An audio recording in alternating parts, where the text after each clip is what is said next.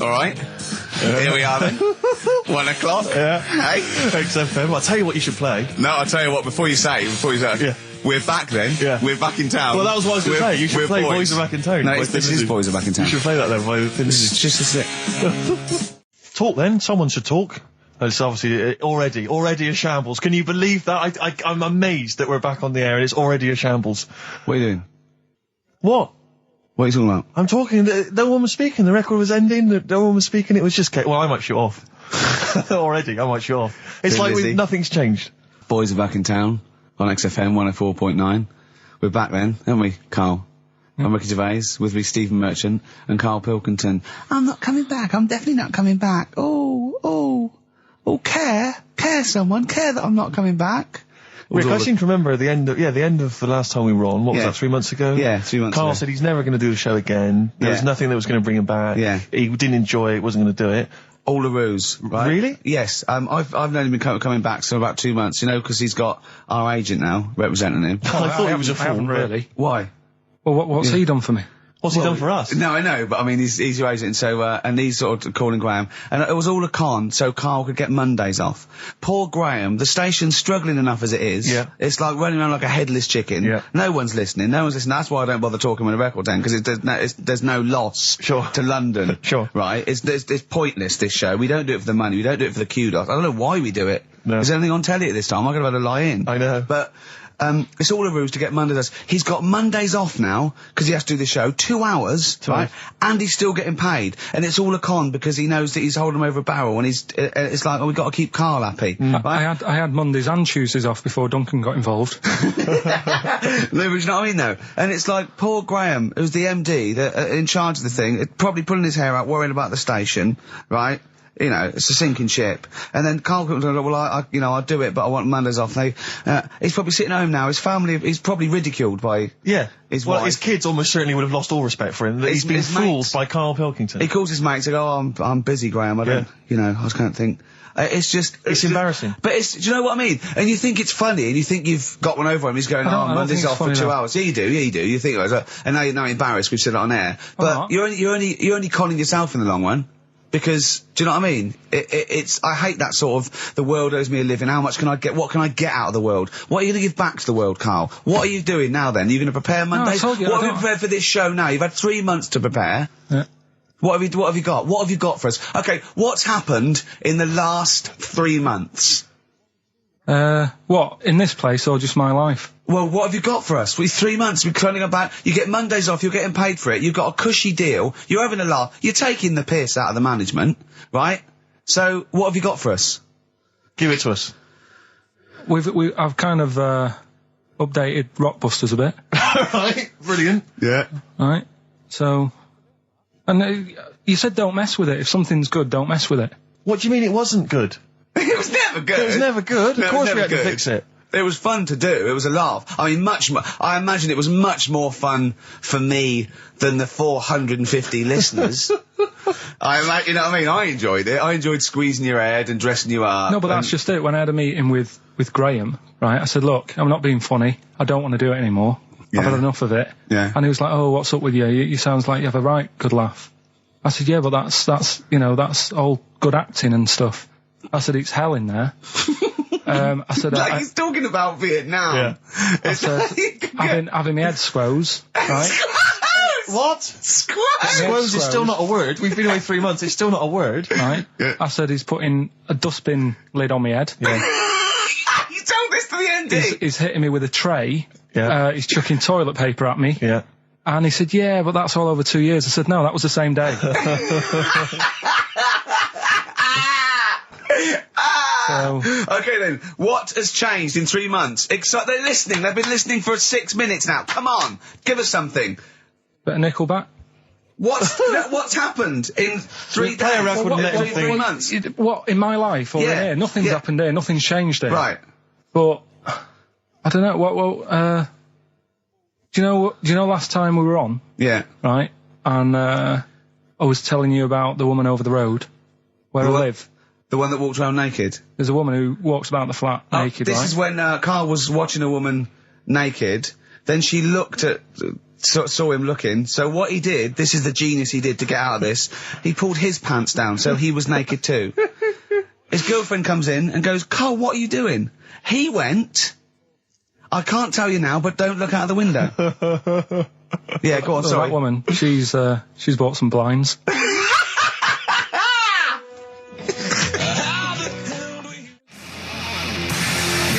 Darkness. I believe in a thing called love on XFM 104.9. I'm Ricky Gervais. You're Steve Merchant. Sure. That's little Karl Pilkington over there. Where is he? There he is. There he is, yeah. All right. Yeah. Hey. Back together again. The old gang. Yeah, it started last week. Yeah, I think triumphant return. I think it went well last week, didn't it, Carl? Good show, wasn't it? You loved it, didn't you, Carl? Brilliant, right? Yeah? Yeah. Now, you weren't speaking to Suzanne last week at this time because you said she had a haircut, probably quite an expensive haircut. She's a lady in media. She's got to look good. She probably doesn't go to the barber like you or just shave it at home. She probably spent quite a little bit of money on it. She came home. She thought, well, my sweetheart, my lover, my sweetheart, you know what I mean? The man in my life is gonna love this. Well, he adores everything about me. He's gonna love my hair. She walked in. Hello, Carl. All right. You look like Dave Hill from Slade. Is what Hugh said to the poor woman. And then talked about it on air. She was furious about that. So what did you do? Carl? She did listen, yeah. She wasn't happy. And she heard you slagging her hair off? Yeah. Well, what so this is probably annoying her now. Well, no, it doesn't matter. We can do a lot today because she's at work. So, and of course, no one's going to tell her. Let's have a chat about a fat arse, shall we? Let's get it all done. Oh dear. You are in so much trouble. That's look, he's realised he is a little bit worried. Oh, didn't you go and buy her a coat or something? Took her out on Sunday and treated her to a new coat and that. Yeah. But I offered, I said as well, I said I'd pay to have it done again. Oh no, Carl, oh God, oh my Christ. So she listened to the show. What did she say? You got home, she'd heard you slagging her hair off. Imagine that. He thinks that's a good thing. We've won the pools. Brilliant. What are we doing? Well, you can have facial surgery now, love. It's sort of like, it's just, Christ. You offered to have it done again. Unbelievable. Yeah. But I got home and she's like, being moody with me, right? Yeah. You thought something's wrong, so you must have listened to the show when I was slagging off her hair. Well, his first thought was she's probably looked at herself in the mirror. She agrees with me. Yeah, that barber's been round again. Yeah. And she just said, that wasn't very nice of you, was it? Oh. So I just said, hang on a minute. I said, that's what we do on the show. When I'm slagging off, Chinese people looking old or whatever, I said, you never interfere. Sure. I love the fact. She's got to get her priorities right. I love the fact that she's in the same queue as a billion people you've never met. Yeah. That's fantastic. She's in the same queue. Well, you didn't complain when I was because slagging Carl, I don't think Carl has ever admitted he might be in the wrong, ever. Certainly not to you or I. So did you admit... That is so true. Isn't it? That is so true. He's never admitted that he might be in the wrong. So did you, in this instance, agree that maybe you'd overstepped the mark? No, I just said she took it badly. Do you know what I mean? It's only a haircut. Yeah. Yeah. Well, Steve, you haven't seen it, so you can't start interfering on this one. No, okay. No, I haven't seen it, but I very much doubt she looks like Dave Hill from Slade, who, if I'm unless I'm mistaken, used to cut his hair with garden shears blindfolded. Well. So you know what I mean. And did her teeth stick out when she started speaking with a Brummie accent as well? I've got used to it now anyway. So. And so did you bought? So at some point you came crawling back and you said, "Do you want me to buy you a coat?" I just said, "Let's leave that. Let's go out and have a good weekend." Sure. But get your hat before we go. And treated her to a new coat, and that it's a nice coat, so people will look at that rather than the hair, looking at the head. So does it do flash? It's got obscenities across the back. If anyone who knows Carl's girlfriend is listening, tell her. And maybe you're a work colleague and you're listening to the show. Because I think this is terrible. Get her to phone him now. Get her to phone him now. I mean, get her to phone on the XFM number. What's the fat ass complaint line? Because you are in deep shite. That's Michael Stipe and his boys from Rapid Eye Movement. Bad day. I hope you're not having a bad day. It's Saturday. It's 1:05. I'm Ricky Gervais with me, Steve Merchant and Karl Pilkington on XFM 104.9. Big up and a big thank you to Alex Zane for the last 3 hours. I could do it. How long could you keep going with That's that? it. That's it? That is it. Because you see, Alex Zane, we came in while he was doing his last link, and he's an absolute pro. He really is. I was watching him, and he was, at home, you probably think that he's giving you his full attention. He's not. He was looking through a listings magazine, probably figuring out what movie or theatre piece he's going to check out, with a lady later. Yeah. Probably going to cruise down there with a couple of, chicks. And he really is an absolute pro. Yeah. Looking at you, Ricky, and it's you can sustain it for a while. Yeah. You're a talented performer, but it's sort of, I don't know what it is. Is it concentration with you? It just ebbs away almost instantly. And you try and do 2 things, 3 things at once, but normally on air, that's you eating, picking fluff out of your belly button. I never once, when we were on the set, we were filming The Office, and I'm trying to put off actors, just coming up ways, instead of remember lines, coming up ways to sort of ruin the shot or make them laugh. And you came out and went, Rick, it's like having your own TV show isn't interesting enough for you. Just concentrate, it's lunch in an hour. I went, all right. Well, the radio show even less, though. I mean, you really can't be bored. How long do you think your interest, you sustain your interest?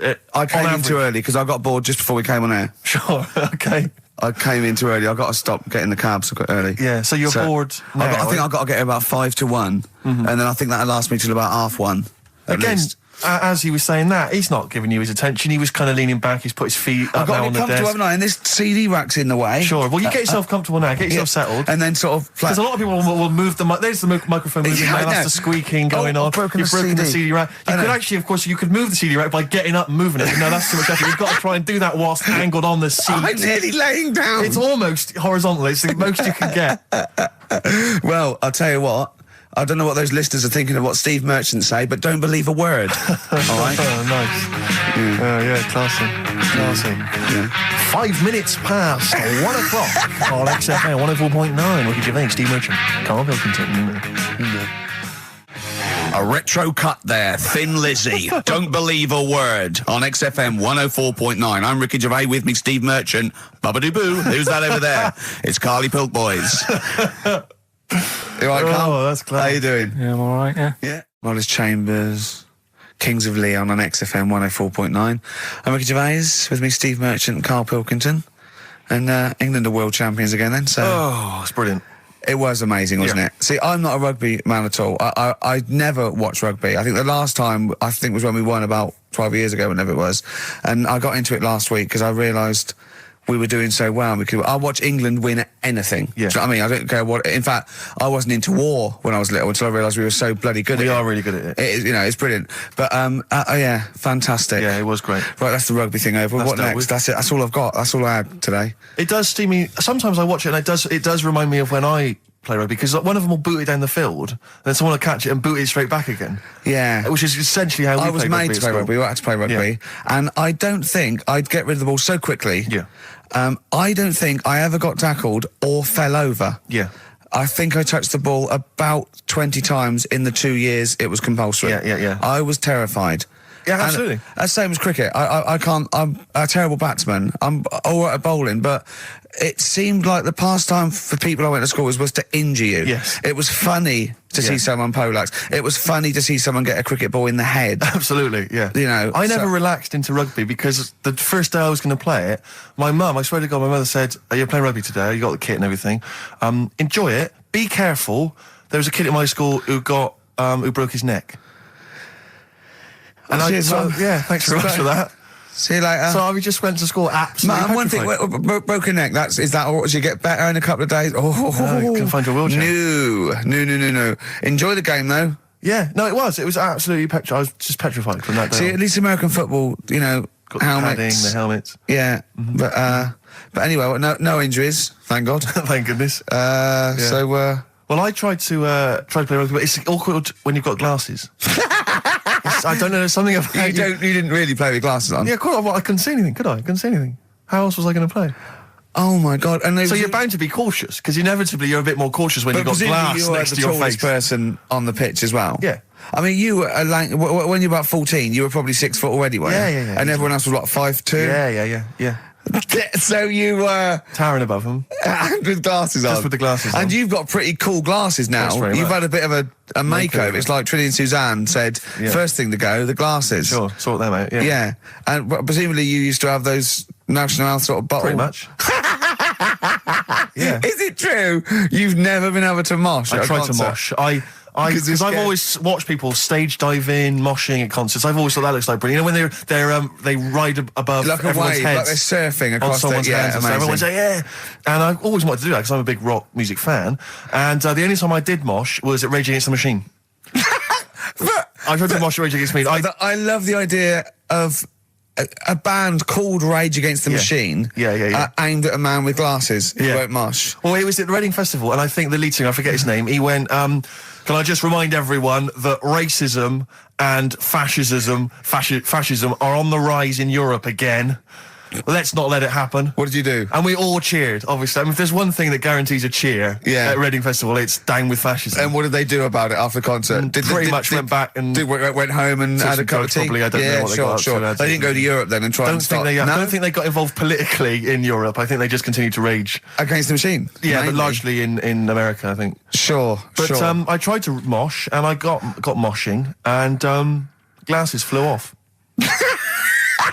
And I remember, because they were playing away, you know, you do what you tell me. And I was just going, careful! I've dropped my glasses. Can we be careful? Loads of kids in hooded tops. Yeah, exactly. Just going mental. Yeah, and they're all jumping up. So can we just calm down for a second? Let's not be silly. Yeah. It was absurd. And I had to kind of, scrabble around on the floor, and thankfully they were okay and they didn't get broken. So what couldn't you do then? What do you mean, what couldn't I do? What, at school? Can you not see without glasses? No. I mean, it's like that you couldn't do anything. It's a blur. Really? It's a blur, definitely. God. Yeah, it's like being kind of punch drunk or whatever. So yeah, you can't play sports when when you've got glasses. But why not contact lenses? Because they're not strong enough. No, they seemed a bit fiddly. Oh, brilliant. Bit of Lou Reed. Is that what you want? Yeah, Satellite of Love. Classic. A retro cut. Don't steal our son. Please, lads. Thrills. On XFM 104.9, I'm Ricky Gervais. With me, Steve Merchant and Karl Pilkington. Yeah. Little Carly Pilkington, little baldy mank, whinging little twat. How are you? Yeah, all right, yeah. What are you doing? Happy? Feeling a bit happier today? You look as full of spunk, as they say in America. Yeah, I'm all right. Just a bit of a miserable day, though, isn't it? Yeah. A bit miserable. Yeah. Walking in today, right? Do you know I walked through, like, the sort of the gay district of London and that? Right. You don't walk, you mince, don't you? I'm just walking through on the way to work, and I'm always interested in their little shops and stuff that they have, right? Loads of... their little shops. That's don't be ashamed of. If you want to go in and buy something, go in and buy something. I'm just having a look at, looking in the windows and stuff. Little postcard just near the entrance. Yeah. That's meant to tease people in, to make people go, that sounds good, I'll nip in, right? Little postcard. Free butt plugs with every sale. That's great. How did we get from 5p off milk to free butt plugs with every sale? Wow. What society come to? Well, it's because we're liberated, Rick. Yeah. It's an open society. What did you buy to get them? You didn't buy... I didn't but what's the purpose? What, of the poster or of butt plugs? Butt plugs, because I really honestly don't... You shove them up your arse, don't you? Whoa, slow down, bum. Shove them up your bum. Yeah. But when? Is that just like when you're doing whatever, doing stuff around the house, or...? I think it's not to keep things out. Is it like you would use a plug in the sink to keep, the water in the sink? Oh, if you're not gay. Get that? Oh, yeah, no, I know what you mean, yeah. I don't know. No entry. What is it? I mean, I don't understand what that's I don't know. I assume it either feels good or are they... well, I've got to be careful here. Or are they sort of like breaking it in? Right, yeah. Do you know what I mean? Like it's like a shoehorn. Sure. or It's like when you stick paper in your shoes if they're a bit tight.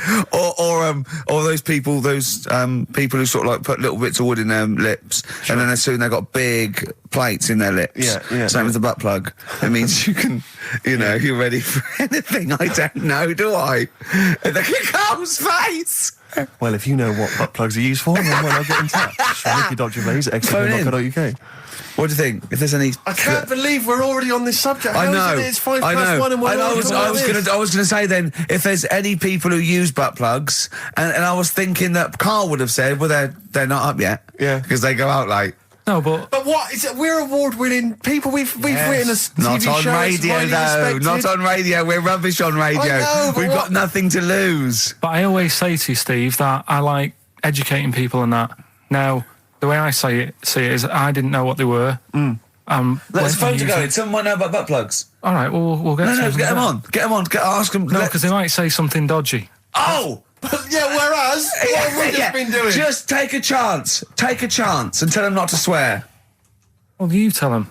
Okay. Right, Steve, I haven't got my headphones on. Hello, who's that? Hold on. Who, sorry? Nicholas. Nicholas, hello, mate. You're not going to swear, are you? No, I'm not going to swear. Keep it clean. Yeah. Keep them keen. What were you calling about? I'm phoning about your plugs. About, not my plugs, but sure, plugs in general. What, do you know much about them? No, are you a plug user yourself? No, I'm just thinking if maybe you've got some gay friends and you're spending the night at their place, you might want to use one. Right. What, you mean experiment with them, or...? No, so you can make sure they're not going to do anything while you're asleep. Could I suggest, just lock the door? I mean, that is easier to me. Can I make a bigger suggestion? That's probably the most homophobic thing we've had said on the show today.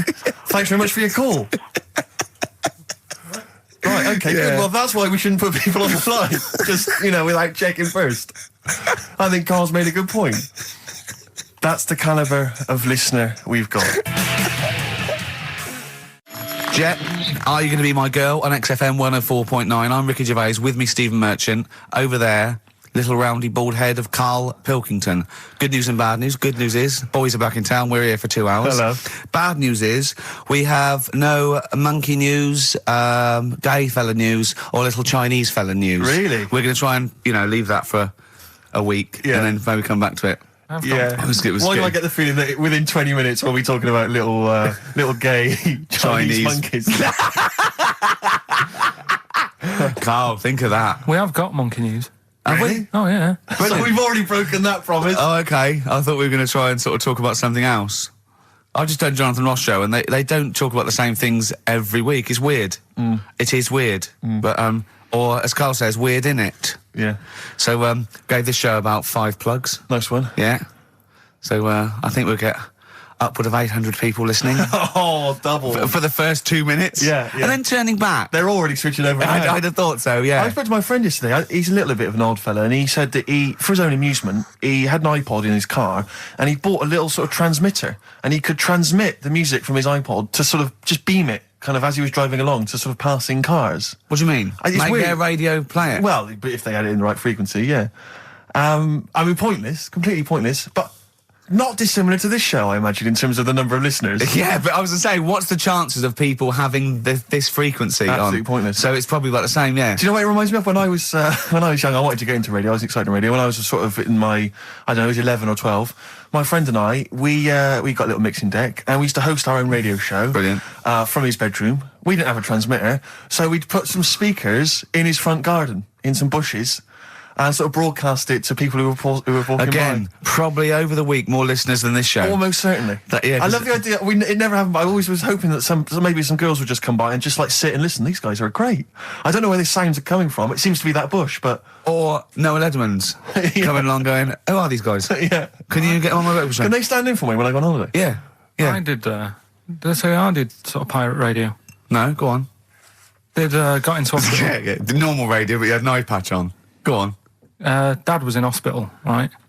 And he was having some operation done, right? And went to see him and didn't have that much to say to him, right? So I was sat there. Well, it's awkward, though, isn't it, when someone's ill? Yeah, sure. And you don't know Boring, isn't it? Boring. So I was flicking around on that little radio thing they have. Yeah. And I heard, they had a radio station in the hospital, so I said, I'm going to go and join this. So I wandered off to go and find it. Yeah. Sort of joined that.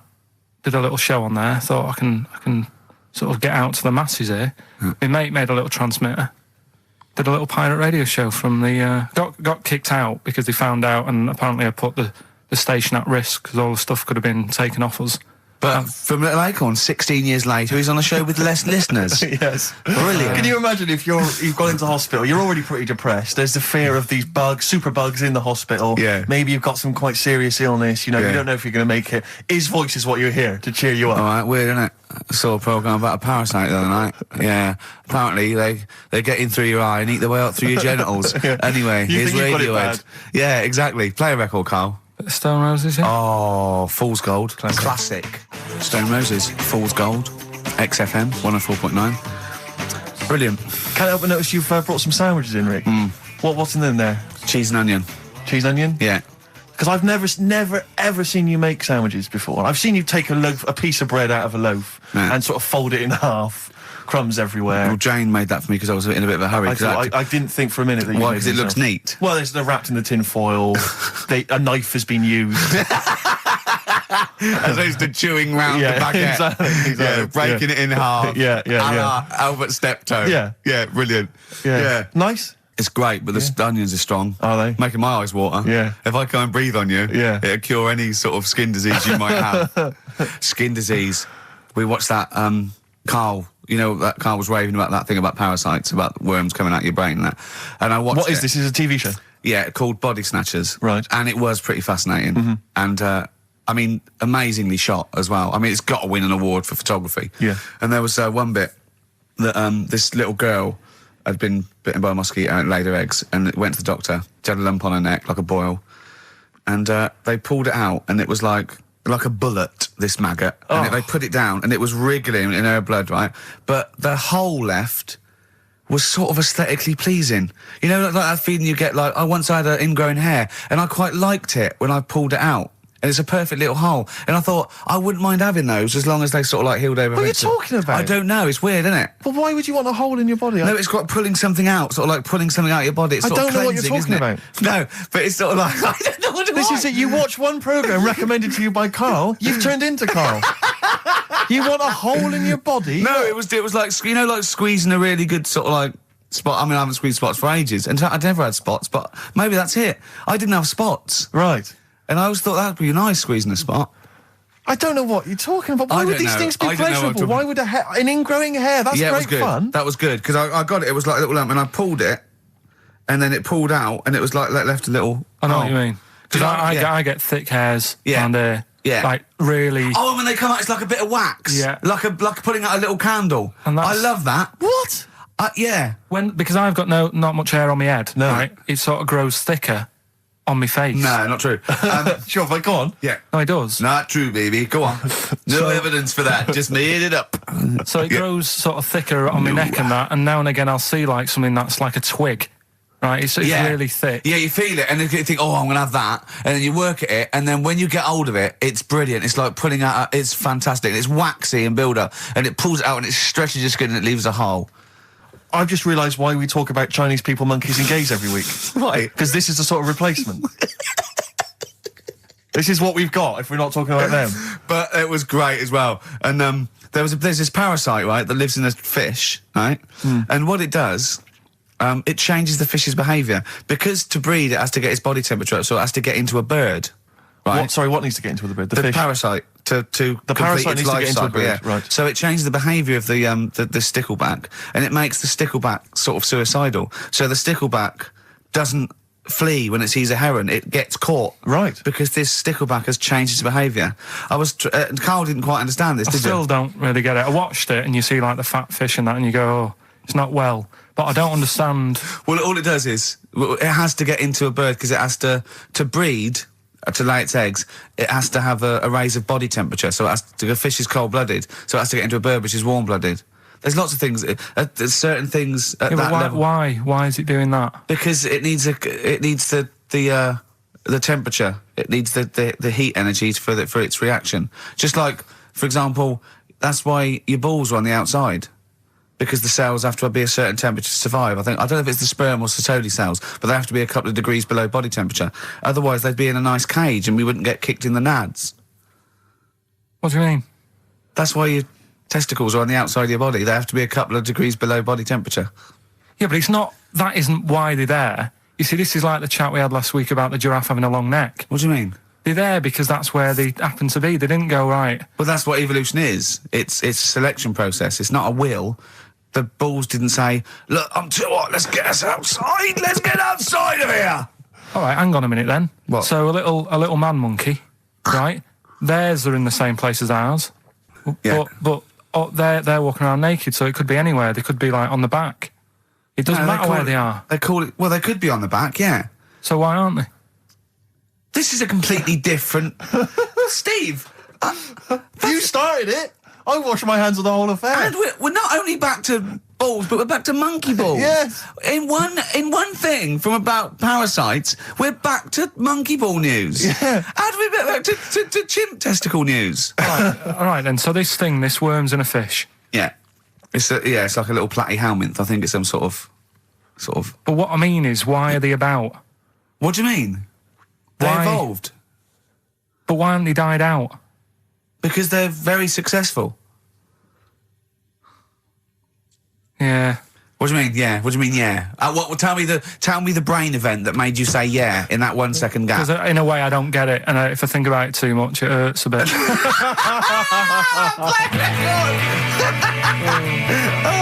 They've just been around for years, Carl. Yeah. Like Cliff Richard or something like that. Yeah. Roll Over DJ by Jet on XFM 104.9. I'm Ricky Gervais, with me Steve Merchant and Karl Pilkington. All right, Karl? Yeah. Bit miserable today, Karl. Let me explain why. Go on. Steve, and to you, the listeners. Well, we came in to a big bunch of stuff. Dropped off was it Becky from Marks and Spencer? Just like lovely stuff. Food, presents for the cat, books, just, to Ricky and Steve. Ricky and Steve who do the show, right? Ricky Gervais and Steve Merchant. GQ presenters of the year. Creators of The Office, right? Award winning. Carl's looking over. I go, well, maybe, it's not for you, no. And then he told me why he's grumpy anyway. Go on. Do you know what XFM are giving everyone? How long have you been here? About 6 years. What are you getting for Christmas from XFM? 2 CDs. Is that of your choice, or do they choose them? There's a list of about 30. Right. Tell them what you chose. 30 CDs. I've gone for Kings of Leon album. Yeah. And the best of Bob Marley. Haven't we given them away in the past or something? Or you could have burnt them off, couldn't you? You could have done copies. Illegal, but you could have done that anytime you wanted. I don't think Bob Marley minds if you bootleg his CDs. It's out of order though, isn't it? It is bad. Although is that always the case? Has it always been the truth of all the time you've been here? No, it has been better than this. Yeah, although you do get paid quite well and you do have an easier time. Yeah, but don't give me the CDs then. If it was a milkman, you don't go, have 2 bottles of semi-skimmed. Happy Christmas. Yeah. That is a valid point. Do you know what I mean? You complain. Who is it who made this decision? There's no point. No point, is there? Why? Just no point. I don't like moaning anyway, just... Has it come from up top? Is it from the capital people? Just everyone. That's what everyone gets. Yeah. Yeah, but will Christian get 2 CDs for getting up at 4:30 every day for about 5 years? And keeping the station afloat. Probably. Yeah. So that's why I'm a bit fed up. What do you listen to first, Marley or Leon? Well, you have a bit of Marley. I'll tell you what Marley's good for as well. You're going to have a little beach holiday, aren't you, over Christmas, going to Lanzarote? Listening to that on the beach, you'll realise how wise XFM are in the long run. You go, well, look, they could have given me 400 quid, right? Well, I'd have spent that. But this is, the legend lives on. That keeps on giving. So you're probably, you know what I mean? Think how much what you got to think of is how much all his great songs took, not only from the depth of his soul and, all his sort of angst and knowledge and love, and then all the studio time, the marketing, and they're just giving you one that. They go, don't worry about that, Carl, just have it. And you go, what? All the time we spent with Bob Marley and everything is there. Have it, Carl, have it, Carl. And Practice. Have that. Thanks, well done. Carry on. We're still going to pay you for the work. Yeah. That's just some on top. Here's a little piece of Bob, free. Yeah, so don't moan, it's extra. So, they didn't have to give you it at all. Play a record, you ungrateful little swine. Some people, like the homeless, aren't getting anything this Christmas. This is my favourite Elvis Costello track of all time. It's Alison. This wasn't on the list. Right. What? Ricky and Steve are here. Karl Pilkington is away today, so Mr. Ian Cantfield. Stop it! This is my signing off link. Right, look, I'm running into your show now and it's your fault. Mr. Ian Cantfield's with Ricky and Steve today. Jimmy Carr's on X-List duty tomorrow. If you didn't get a request in, I'll see you 10 o'clock next Saturday. Merry Christmas. XFM. Comfort and Sound by Feeder on XFM 104.9. I'm Ricky Gervais. With me, Stephen Merchant. Hello there. But no Karl Pilkington. No Karl. He's in Lanzarote. But we have got a very, very special stand-in. It's Camfield. Say hello. I'm so excited to be here. It's been, the things I've learned in the last 10 minutes before we've even gone on air. Like, you don't have a theme tune. I don't have a theme tune. I don't wear headphones. Exactly. Ian wears headphones with a preamp. He's got 3 midgets just brought in his back line. Right? They're called Dog, Mongo and Blitzkrieg. Look, Blitzkrieg is up there, like, eating a banana. Yeah. He is the king of rock, the new king of rock. Well, the prince, he's the prince of rock. Obviously, Vance is the king of rock. But we'll be doing that, we're working out who. Over this, and by the way, Camfield, I don't want the Ian Camfield that does XFM and going, and it's fast approaching 1:23, here's Ash. I want the Camfield that goes, I snorted ants with Lemmy. Okay? So, we want the real Camfield. All right. I bought in Metal Christmas, is that all right? That's my only request from this show, that we do play Paul Di'Anno's version of Santa Claus is Coming to Town. The rest of it's over to you. Yeah, we're going to play some Christmas tunes. We're going to play some, our favourite hits of the year. But mainly, this is the rock programme. This is the rock programme. What worries me, Rick, is there's a lot of people who listen to our show and they're not regular XFM listeners. They just kind of crawl They're out not regular people. Stupid on a Saturday afternoon, put the show on. So they might not be familiar with Ian Camfield is a young man. He's been in he's about 14. He's been in radio. It's weird, he's 14, but he's been in radio for 15 and a half years. He was weaned on the milk of a Vance. Yeah. Right? And he's going to be the new rock god, aren't you? Well, I'm trying. Yeah. No DJ Camfield. Just go, right? And over the 2 hours, I want to work out the 4 pillars of rock, right? I want 4 names, 4 pillars of rock, right? Huge rock pillars, and then I want the king who stands astride them like the archangel of metal. So we'll be asking Ian, every few minutes we'll be asking, right, who's your first pillar of rock?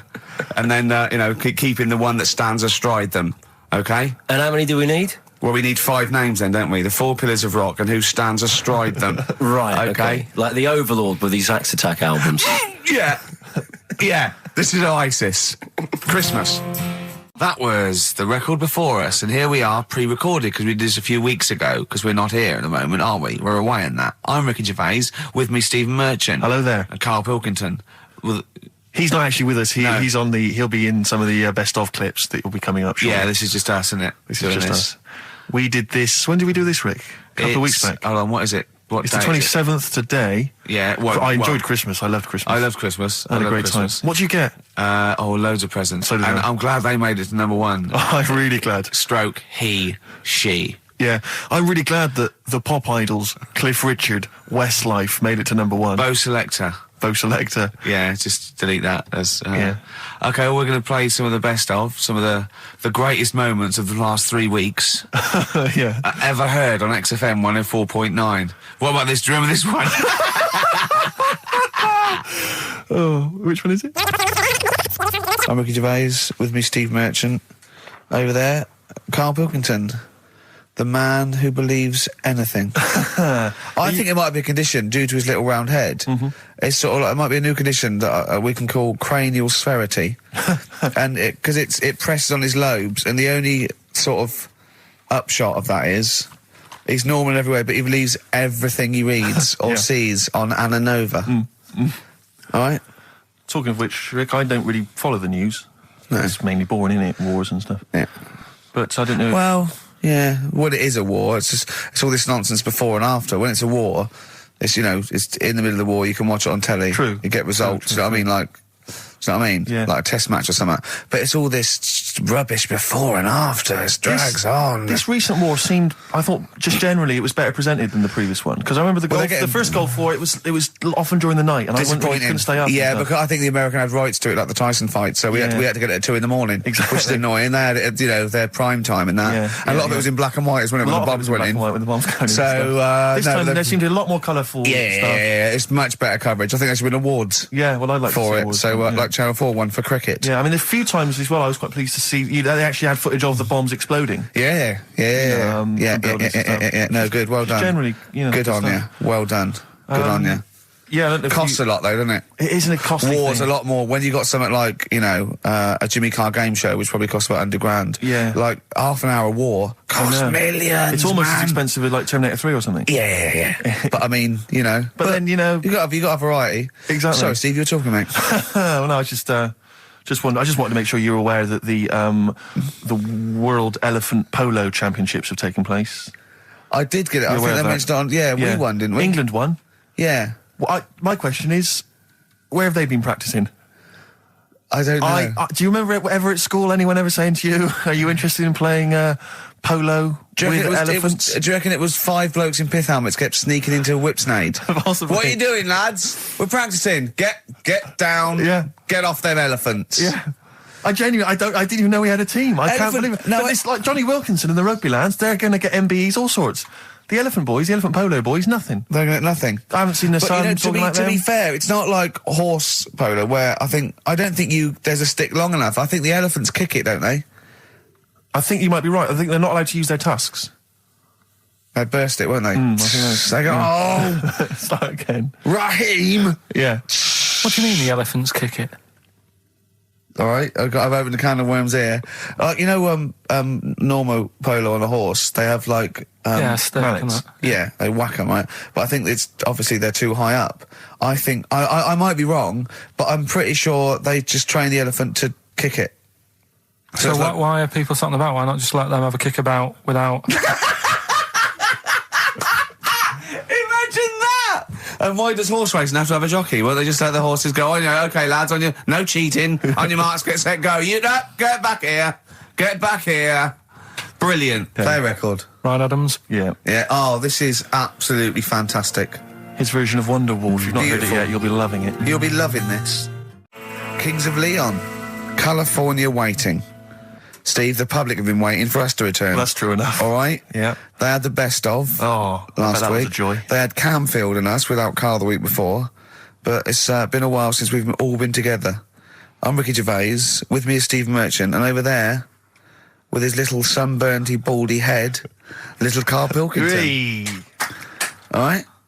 Yeah. That wasn't Steve slapping me head then, by the way. No, that was just him clapping at, like, Steve Wright in the afternoon. It's a great show. Because it is a good show. Yeah. He's so pleased that we're a posse. Yeah. And we're all back together. 3 holidays Carl's had last year. Yeah. I'd love to have 3 holidays. You've got to start putting the work in there. I had 2 holidays then. No, you had 3 holidays. You went away with Suzanne and her parents. Yeah, well, that doesn't count. It does count. If you book 2 weeks off the firm, you go away and you go, how was your holiday? Go, well, it didn't really count. It wasn't a really good holiday. Can I have them days back, please?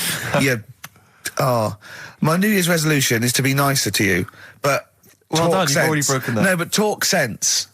Talk sense. You've had 3 holidays this year. And I'm just saying, you're in your 30s now, and 30s is when you should be really putting the work in. That's true enough. To reap the benefits in your 40s, 50s, 60s, 70s, 80s, 90s, and 100. Carl, what's your New Year resolution?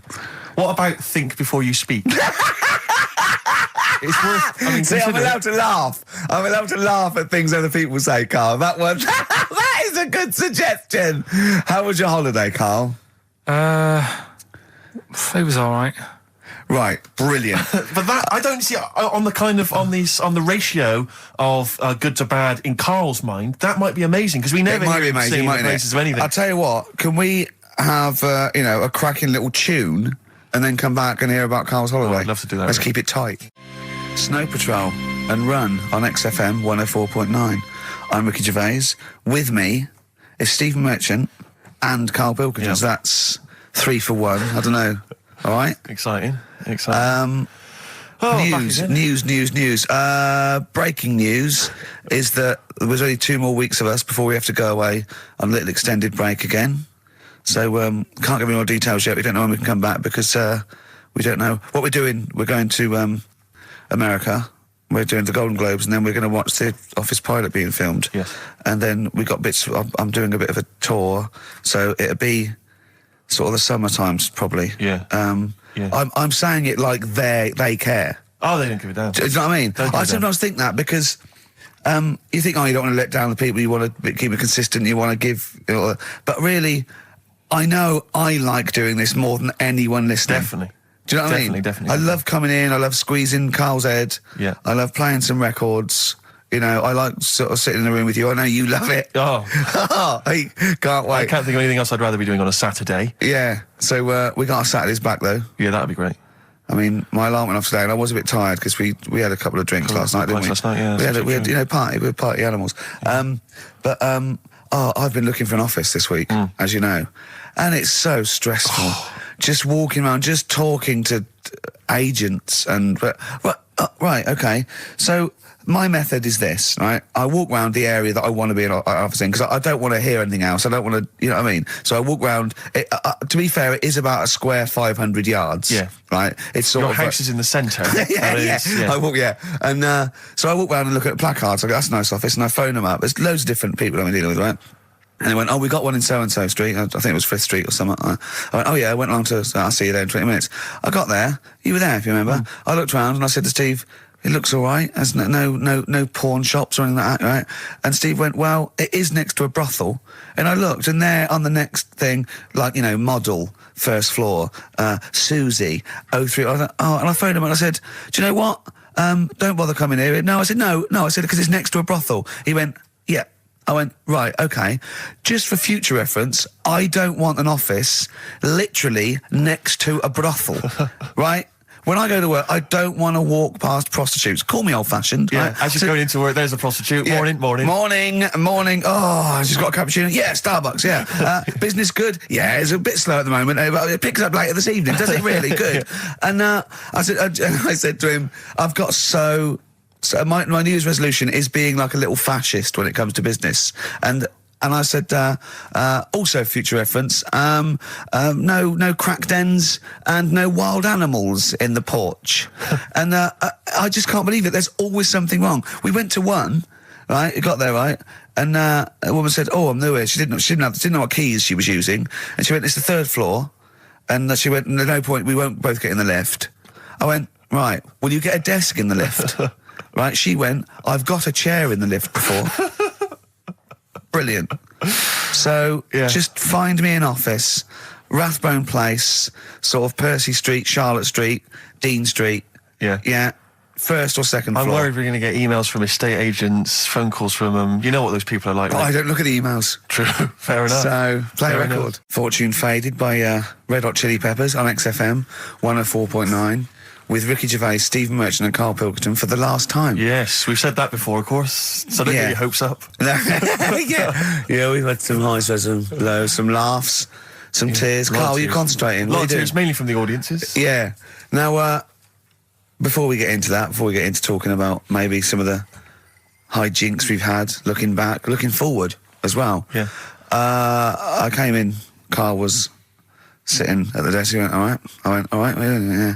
He went, see that Alan Clark diaries? I went, no, I didn't. He went, no, I heard a lot of people talking about it. He went, I've never kept a diary. Keeping a diary will always get you into trouble. And I said, like Anne Frank. What did you say, Karl? The woman in the cupboard? That's what he said. The woman in the cupboard. And I went, save it. Save it. You never speak to Karl off air. Save it all from when we're on the wireless. He went, but what did she do? What did she do except be in a cupboard? What did she have to write about? And I said, well, her thoughts. Do you know Anne Frank? That's all I know about Anne is. There's no point pretending it. Anne! That I know stuff. Yeah. Right. Well, tell us everything you know about Anne Frank. She was in a cupboard. Yeah, what else? If she didn't do that, I wouldn't know about her, seriously. That's all I know about her. Yeah. So what did she do? But what do you how do you think we know about? We know about We know about her cupboard because of her book, don't we? But hang on, what in the bigger scheme of things, why was she in a cupboard? I don't know. Right. I honestly don't know. You don't know anything else about Anne Frank beyond the fact that, to quote you, she was in a cupboard. Well, what's she done then? You tell me. Why should I know more about her? Firstly, I don't think she was in a cupboard. She wasn't in a cupboard. She was in an attic. All right. Yeah. So what was she doing? She was hiding from the Nazis. She was hiding from the Nazis. But isn't that the first place they'd look? Sort of work from the top down. Oh, they weren't specifically looking for Anne Frank. They weren't going, where is she? Where's Franker? If she gets that book out, we are in the deep shit. We've got to stop the book. They were just looking generally. She was, I think she was 13, 14, she was hiding, she was Jewish and she was hiding, lived in Amsterdam, didn't she? Yeah, as much of her family were having to hide, being helped by, friends, non-Jewish friends. In a cupboard.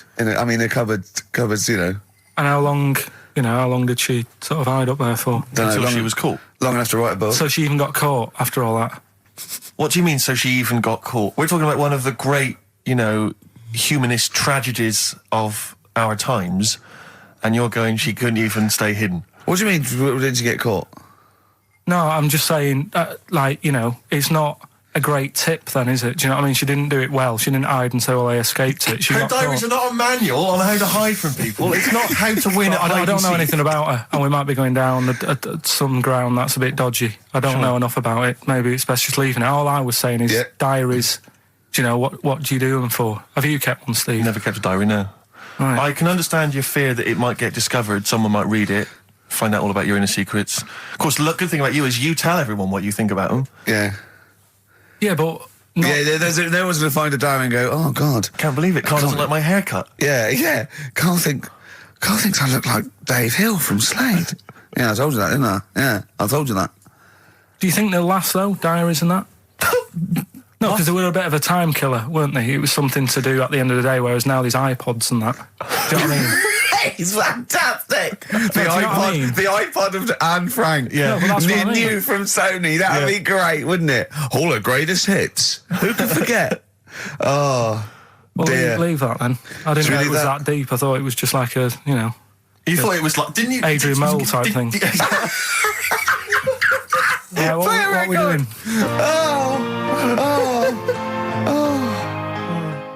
Since you've been gone on Rainbow, since we've been gone, Steve, what's been going on, mate? Well, so much has happened, hasn't it, in the world? Politics and stuff. There's been an election and the like. I'm Ricky Gervais, with me Steve Merchant, and our producer, I say producer, Karl Pilkington. All right. Yeah, very good. We've been away for a while. I think the last show we did was January 2004. Yeah. And nothing's changed. Nothing's changed whatsoever. Nothing's been mended. I'm pretty sure I threw that away in the bin before I left. Yeah, there are some of your old bacon rinds from that sandwich. yeah. The spare ribs on the floor. Yeah, nothing's changed at all. Oh, no, that's not true. The listenership's changed. It went down slightly, didn't it, on the last radio show? Well, I don't know. I don't know. Is that what happened? Did it go down slightly, Carl? A little bit, I think. I don't think XFM gets new listeners because I think what happens is, because the reason it goes down just very slightly each time is that their old listeners die. Yeah. Definitely. Old Cure fans dying of... Yeah, smack addictions. Gout. Yeah. But anyway, I haven't listened to this station for a year and a half, so that's increased by 1, which is probably quite a high percentage. Exactly. I suppose that my question, to you, Rick, would be, why now? Why have you come back now? I was a bit bored of sitting at home. Okay. Yeah. Because we're just here for 6 weeks. 6 weeks. Well, we're standing in for Adam and Joe, aren't we? Yeah. Yeah. How the tables have turned. I remember when they were standing in for us, but... Yeah. I don't know. But the only reason I'm here is because my housekeeper cleans between 1 and 3. Oh, right, that's a good idea. So I was got to get out of the house. And, Are they listening to XFM? Well, no, she doesn't speak English. I'm not made of money, Rick. Okay. You know, if I can help out, you know, a young immigrant lady, then I will do. And there are so many things I can do for her in so many ways. Yeah. But her, you know, picking up my old tea towels and stuff is ideal. So that's why I'm here. But all I'm worried about is I think people kind of associate with the name Ricky Gervais. They associate a certain level of quality. You know, your live stand-up DVDs, there's a level of quality. You've put a lot of work into them. You've honed it. The TV work you've done, likewise. Should people expect the same from the radio show? Definitely not. No. Definitely not. Those things that, you know, you sit down, well, you know, we sit down, we write them for a long time, write them for a year maybe, then film them, and we worry about everything. This is, I'm not even sure I'm talking into the mic at the moment. I was actually doodling, as you saw there. Yeah. I'm eating a sandwich as we speak. Yeah. You know, although we do like music, that is true. That's absolutely right. Should we play some great records? Let's play a great record now. Coldplay, Speed of Sound. Steve, I know you like an insight to my musical taste, but that's my favourite Coldplay track of all time. I just thought I'd just throw that in. Not a fan of clocks? No, I think I've overplayed Parachutes a little bit, and but that's my favourite one. Like it. I'm afraid to say I'm a bit of a Philistine when it comes to Coldplay. That sounds the same as all the other ones. I'm sorry to say. Oh, you'll have to meet these boys one day. Yeah, and well, I'll tell them to their face. I don't care. A little bit rock and roll. I don't care. Well, I'm Ricky Gervais. That little funny little Wurzel type voice over there is Stephen Merchant, and with us our producer Karl Pilkington. All right. All right. Whenever we say producer, of course, that is in inverted commas. Yeah. Done with the fingers. Well, he didn't have it. I wanted to play some off my iPod today to record it because they didn't have it here. It's a great track called Anthony and the Johnsons. He didn't even have the lead. He went, right, it's difficult. And he went, is it any good? I went, yeah, it's really good. He went, well, why haven't we got it here already then? Oh, that's the paradigm, is it? If XFM hasn't got it, it's no good. Four Non-Blondes doing well, is it? That's still in the cupboard, is it? Unbelievable. We're a little bit annoyed today, aren't we, actually? I'm really annoyed. Yeah. All that stuff we did last week, that Landauer sent us some sparkling wine, and we thought, right, you shamelessly plugged it. Yeah. How many times you mentioned it? Like 20 times? About 20 times. Well, the finale was hitting Karl on the head with a cork. That's on the website, by the way. Okay. RickyGervais.com. Go there and see Karl being hit in the head with a cork, right? Yeah. We said, look, send us free stuff. We'll talk about it. Nothing. The cupboard is nothing. Empty. The cupboard is bare. No one has thought. I tell you what, there's those guys from The Office. Yeah. I mean, let's be honest, Rick. We are taste makers. We're opinion formers, you and I. Yeah. And you'd have thought if anyone was going to send us some free stuff. Yeah. You know, it makes me fume. And do you know what it is? It's because people, PR people and that, they've realised no one's listening. But not only are we going against all our principles and losing our dignity just for some free stuff. And integrity. Yeah. We're going against XFM policy because obviously they would have got thousands of pounds for Landauer to be mentioned last week. 20 times. No, it wouldn't. It's 40 quid, isn't it? It's 40 quid. Yeah. 40 quid for a 9-minute advert. Exactly. So advertise your quality stuff here. Yeah. Jeff's Garage. Cheaper than some other garages.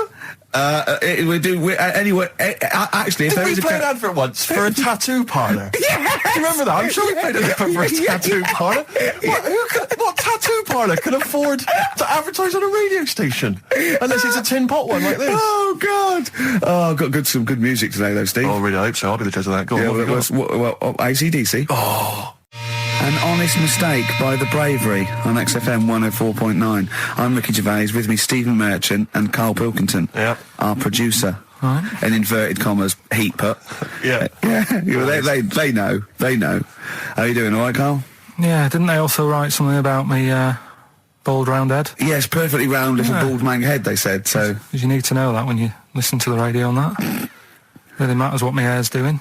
Your hair, have you given it a little polish? Because you look like a cue ball at the moment, and you've had a shave in it. I've never seen such a round head. It actually looks like a plate with ears. Yeah, well, for those that have never seen Karl, I actually, if you remember, I think he looks a little bit like Mr. Spoon from Button Moon. He does. If you've ever seen that show, and also he looks like, you know when they say they find with a little 4-foot human and it's actually 500,000 years old and they give it a name and it's the first, Australopithecus into. He looks like one of them as well. Perfectly round little. He's the missing link. He looks half human, half monkey. Because he's got a slight slouch as well. So it's those pictures where you see it going from an ape to a man. He's one of those in the middle. Yeah, and of course his monkey hands, his hairy little wrist to those skinny little things that he can get oranges out of holes with. And it's unbelievable. Why are you so all shaved and polished and everything? Got a wedding. What? Got to go to a wedding today, so... thought I'd, you know, clean myself up a bit. Yeah. Shouldn't you be wearing a suit or something? No, I'll go home and put something on. Oh, okay. But, yeah, Suzanne said, you know, make an effort. I sort of had a shave and that, and then I came out of the bathroom, she said, oh, your head looks a bit sort of eggish. She's right. She always worries about when I have a shave, because I just, you know That's what I mean? your girlfriend, Carl. I know. Saying that. Just think, so don't worry about Heat saying it. The funny thing is, it's Boyd Hilton, I think, of Heat that wrote it. And he's got a little bald head. Yeah, no, don't slag him off. Yeah, but on the end of his review, does it say, you know, written by Baldy Boyd? No, because it doesn't matter, it's a magazine. Don't worry about it. Looking forward to the wedding? A bit boring, isn't it? But you gotta do it. They're probably listening. Should we do a shot? No, it'll be a great day for them, but I know what will happen. Suzanne will see, you know, all the fuss and that, and then she'll get ideas, and I'll have to let her down and all that. Why is it you don't want to get married again? I always forget. It's just, who's it for at the end of the day? I've been with Suzanne for 11 years, right? Sure. We're happy. Well, I am. That's what counts. You're never happy. I am. I'm all right. Yeah, no, I know you're happy with Suzanne and everything, but apart from that, you're never happy. You are the most grumpy, moany thing in the world. I mean, I get annoyed, but I'm always happy. I was annoyed here. I was happy coming here, but there was a bloke behind me walking and scuffing his feet. He had a pair of those stupid skulls on, and he was clicking and scuffing. Wear some shoes. You don't have to click. Pick your feet up. Flip-flops annoy me. You know? But I'm happy. I'm just annoyed. You are just like, oh, the world's on me. It's rubbish, this. I know the world's great. It's just sometimes people annoy me by being there. You know? But Steve said I should be locked in one of those towers that princesses used to be locked in fairy tales, because everything annoys me. But you're grumpy. I'm not. I'm all right. Oh, right. Okay, listen, we better play a record soon. But coming up, Steve, I went away with Carl. Okay. It was a little present from Jane. It was a golfing day. I could take someone, took Carl. It was a brilliant day, absolutely brilliant. But it ended with us sort of drinking and chatting and me saying, right, I'm going to bed. Because Carl said the most ridiculous thing he has ever said. Think of that. That's something. Oh, sometimes, Carl, I think you're on another planet. Here's the only ones. Foo Fighters, Best of You on XFM 104.9. I'm Ricky Gervais. With me, Steve Merchant. And Karl Pilkington. All right. Carl's had a bad week. I'm going to say it straight away. He tries to rule out stress in his life. Yeah. But he's had a bit too much stress this week, haven't you? One, a phone call from his mum, stressed him a little bit. Right. Something he said in a magazine about his auntie. Okay. Came back to haunt him. Auntie Nora? Auntie Nora, yeah. Don't name her. No. Oh, she knows who she is. No. Okay, we won't name her. Right, we just say it's the one who farted for 5 minutes, and as he saw a skirt when he was young, and I found it like a split tennis so ball. It could be any of me aunties. We're that coming up, and also a bloke in Times Online, Chris Campling, did a review of the show, right, and basically said that Karl Pilkington is a creation of Gervais and Merchant. Well, if only that were the case. He said. He started off saying he liked the show. Yeah. He was excited. Said it was a good show. A lot of the jokes. I'm already questioning his critical faculties. Yeah, exactly. And basically said that we didn't contribute much, or seemingly didn't seem to contribute much, and we couldn't sort of like ad lib or anything. We just laughed at, particularly me, laughed at Karl Pilkington, who was coming up with some, you know, quite funny stuff. Yeah. Right? But then he does a twist on it. He goes, but the thing is, we're the puppet masters. He's a created person. We've created the persona Karl Pilkington for our own amusement. Right. He bases this on simply that we talked about... What was it we talked about? The Chinese not aging well, and he heard him talk about that on my DVD. But clearly I say, Karl, remember when you were talking about that? It's a news, or remember in the week, and so he thinks it's all scripted now. Imagine if this show was scripted. I'd be ashamed. Yeah. If this show was scripted, I would send back the BAFTAs for the actual shows we've written, and I would say... I'm having a go at Chris Campling. He's nice about our other work. He likes The Office, and he likes my stand-up and everything, and he likes the show, but he's saying...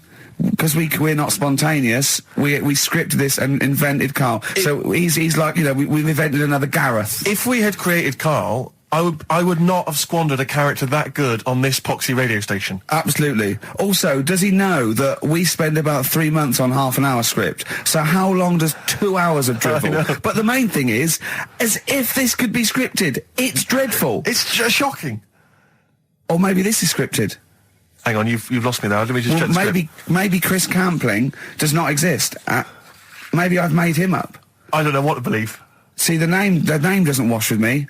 What was his name? Chris Campling. Sounds odd. That's something that I made up, isn't it? Campling's almost like a joke. It's almost like a gay name, isn't it? Oh, he's a Campling. So I think this is scripted. Yeah. I think I've probably made this whole link up, and Karl is a creation. Campling, that's not a real name. No. I should have come up with something better. Yeah. Sorry. Forever Lost. The magic numbers, and the magic number is 104.9. Oh. XFM. I'm Ricky Gervais, with me, Steve Merchant and Karl Pilkington. Right, 2 more shows. 2 are off air for don't know how long. Is that 2 more including this one? Yeah, no.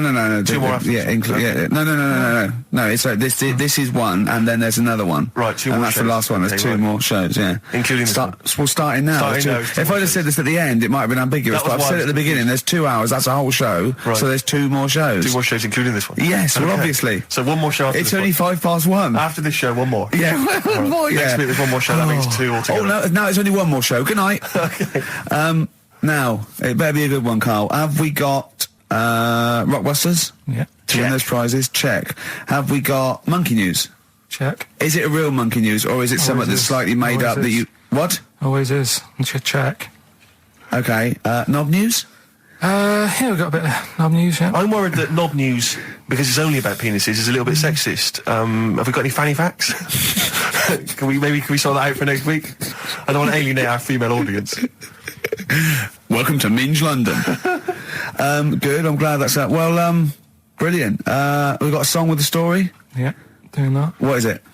I don't want to sort of tell you what it is yet, because the song isn't that great. Do you know what I mean? It's not a song that's like an XFM song, but every time I hear it on, say, like Magic or whatever, yeah, I have an argument. 105.4. Yeah, I have an argument with Suzanne that, you know, what I think it's about, and she says, don't be stupid, it's not about that, and I'll say, no, it is. And so we're going to decide who's right. Yeah. Well, I don't know what song you're talking about, and I don't know what the argument is, but Suzanne's right. Definitely. No doubt about it. Yeah, we'll have a listen, but I'm hoping that once people sort of listen to it again with my thoughts every time. Well, this song sums up what people should think of you. It's don't believe a word. All right? That's the sort of links I'm capable of. If that doesn't bag us as Sony, then nothing will. Landed, Mr. Ben Folds. We've landed on XFM 104.9. Ricky Gervais, Steve Merchant, and little Karl Pilkington, and his magical little manky round baldy head. He was described as a wacky mank in one of the papers this week. Really? Brilliant. Well, remember we were talking about it last week, about he came round to my house, and I popped out my Mr. Johnson, showed him to take a little look at. And his 2 That made daughters. the papers. That made the papers. Wow. What paper? It wasn't front page of the Times. It must have been like the Daily Star or something. Just squeeze Live 8 on the second page. Yeah, so Wacky Mank. Wacky Mank, that's Wacky great. Mank. Wacky Mank. We had an email from someone that reckons they remember you from body popping round Salford way. Yeah, Eccles Precinct, apparently. You know that, I wasn't doing it round there, though. What do you mean? I was round Stretford. Arndale. And what were you doing? What sort of body popping was it? Just a bit of everything. Caterpillar. Bit of moonwalking. Do you have a little piece of line there you used to carry around? Well, mates had that. Right, you didn't borrowed theirs. Borrowed theirs. Were you any good? But you weren't breakdancing, well, you weren't spinning on your head and stuff, you were more body popping. Well, I hope he wasn't spinning on his head, because you know that can sort of give you little brain damage and things. It can give you brain damage. Also, it can wear your head down, and also it makes your head perfectly round, because the gravity is pulling on. But if you keep on doing it, obviously it's going to wear your hair out, yeah. So you become sort of like a... stupid, bald, and roundy-headed. Yeah. So I very much doubt that you did do any of that. Did you, Karl? Didn't do any of that. Well... So you're shooting off in a minute, aren't you? Well, yes, because we were trying to make poverty history, Karl. Yeah. People are making poverty history all over the place. They're putting on a wristband, and it seems to be working, because I haven't been poor for ages. I haven't been poor. And Alex had a stop bullying.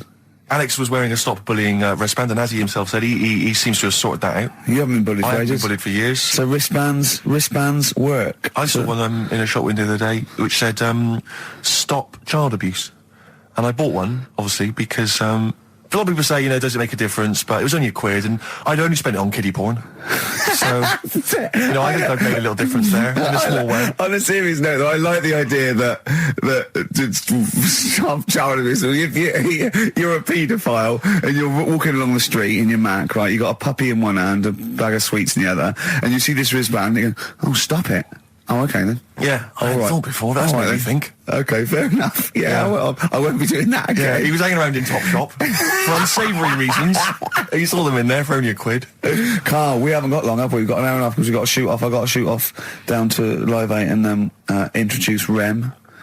So we got a lot to pack in. We got the Rockbusters, and then we give away. I just saw those. I'll finish the sentence in a minute. I look forward to it. I'm getting excited. Yeah. I'm getting excited. So we got so much to pack in. Yeah. I haven't got time to finish all my. So listen, right? You know the things we're giving away: the signed little Homer.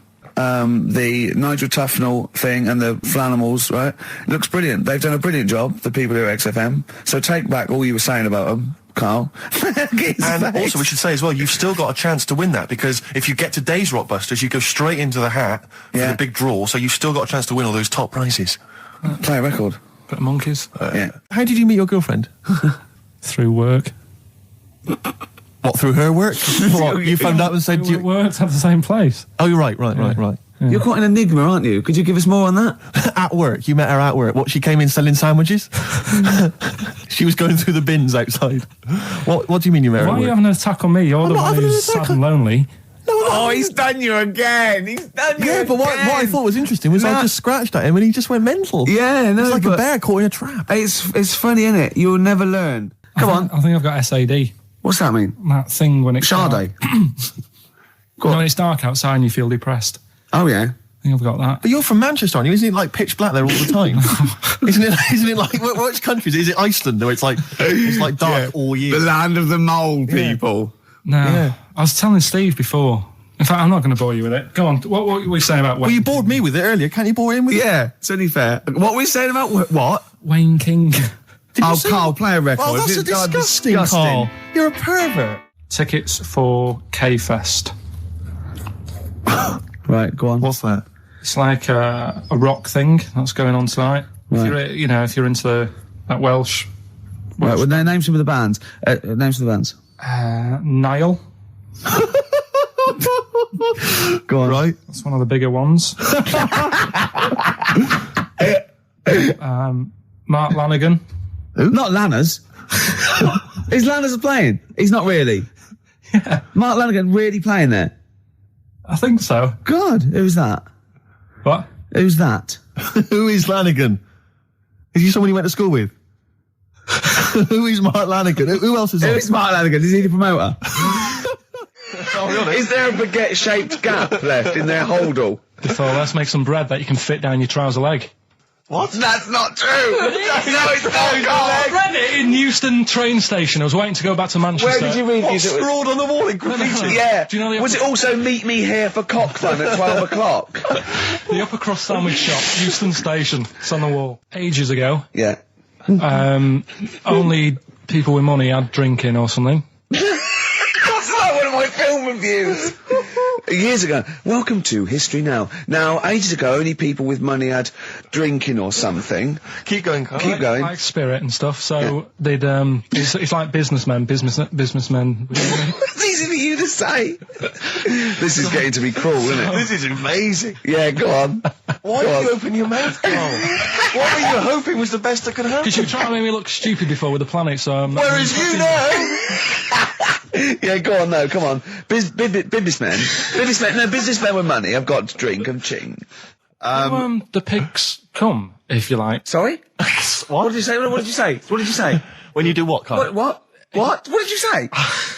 No, what did you say? Because I don't want to have to go to the radio authority again. What did you say then? Just remember.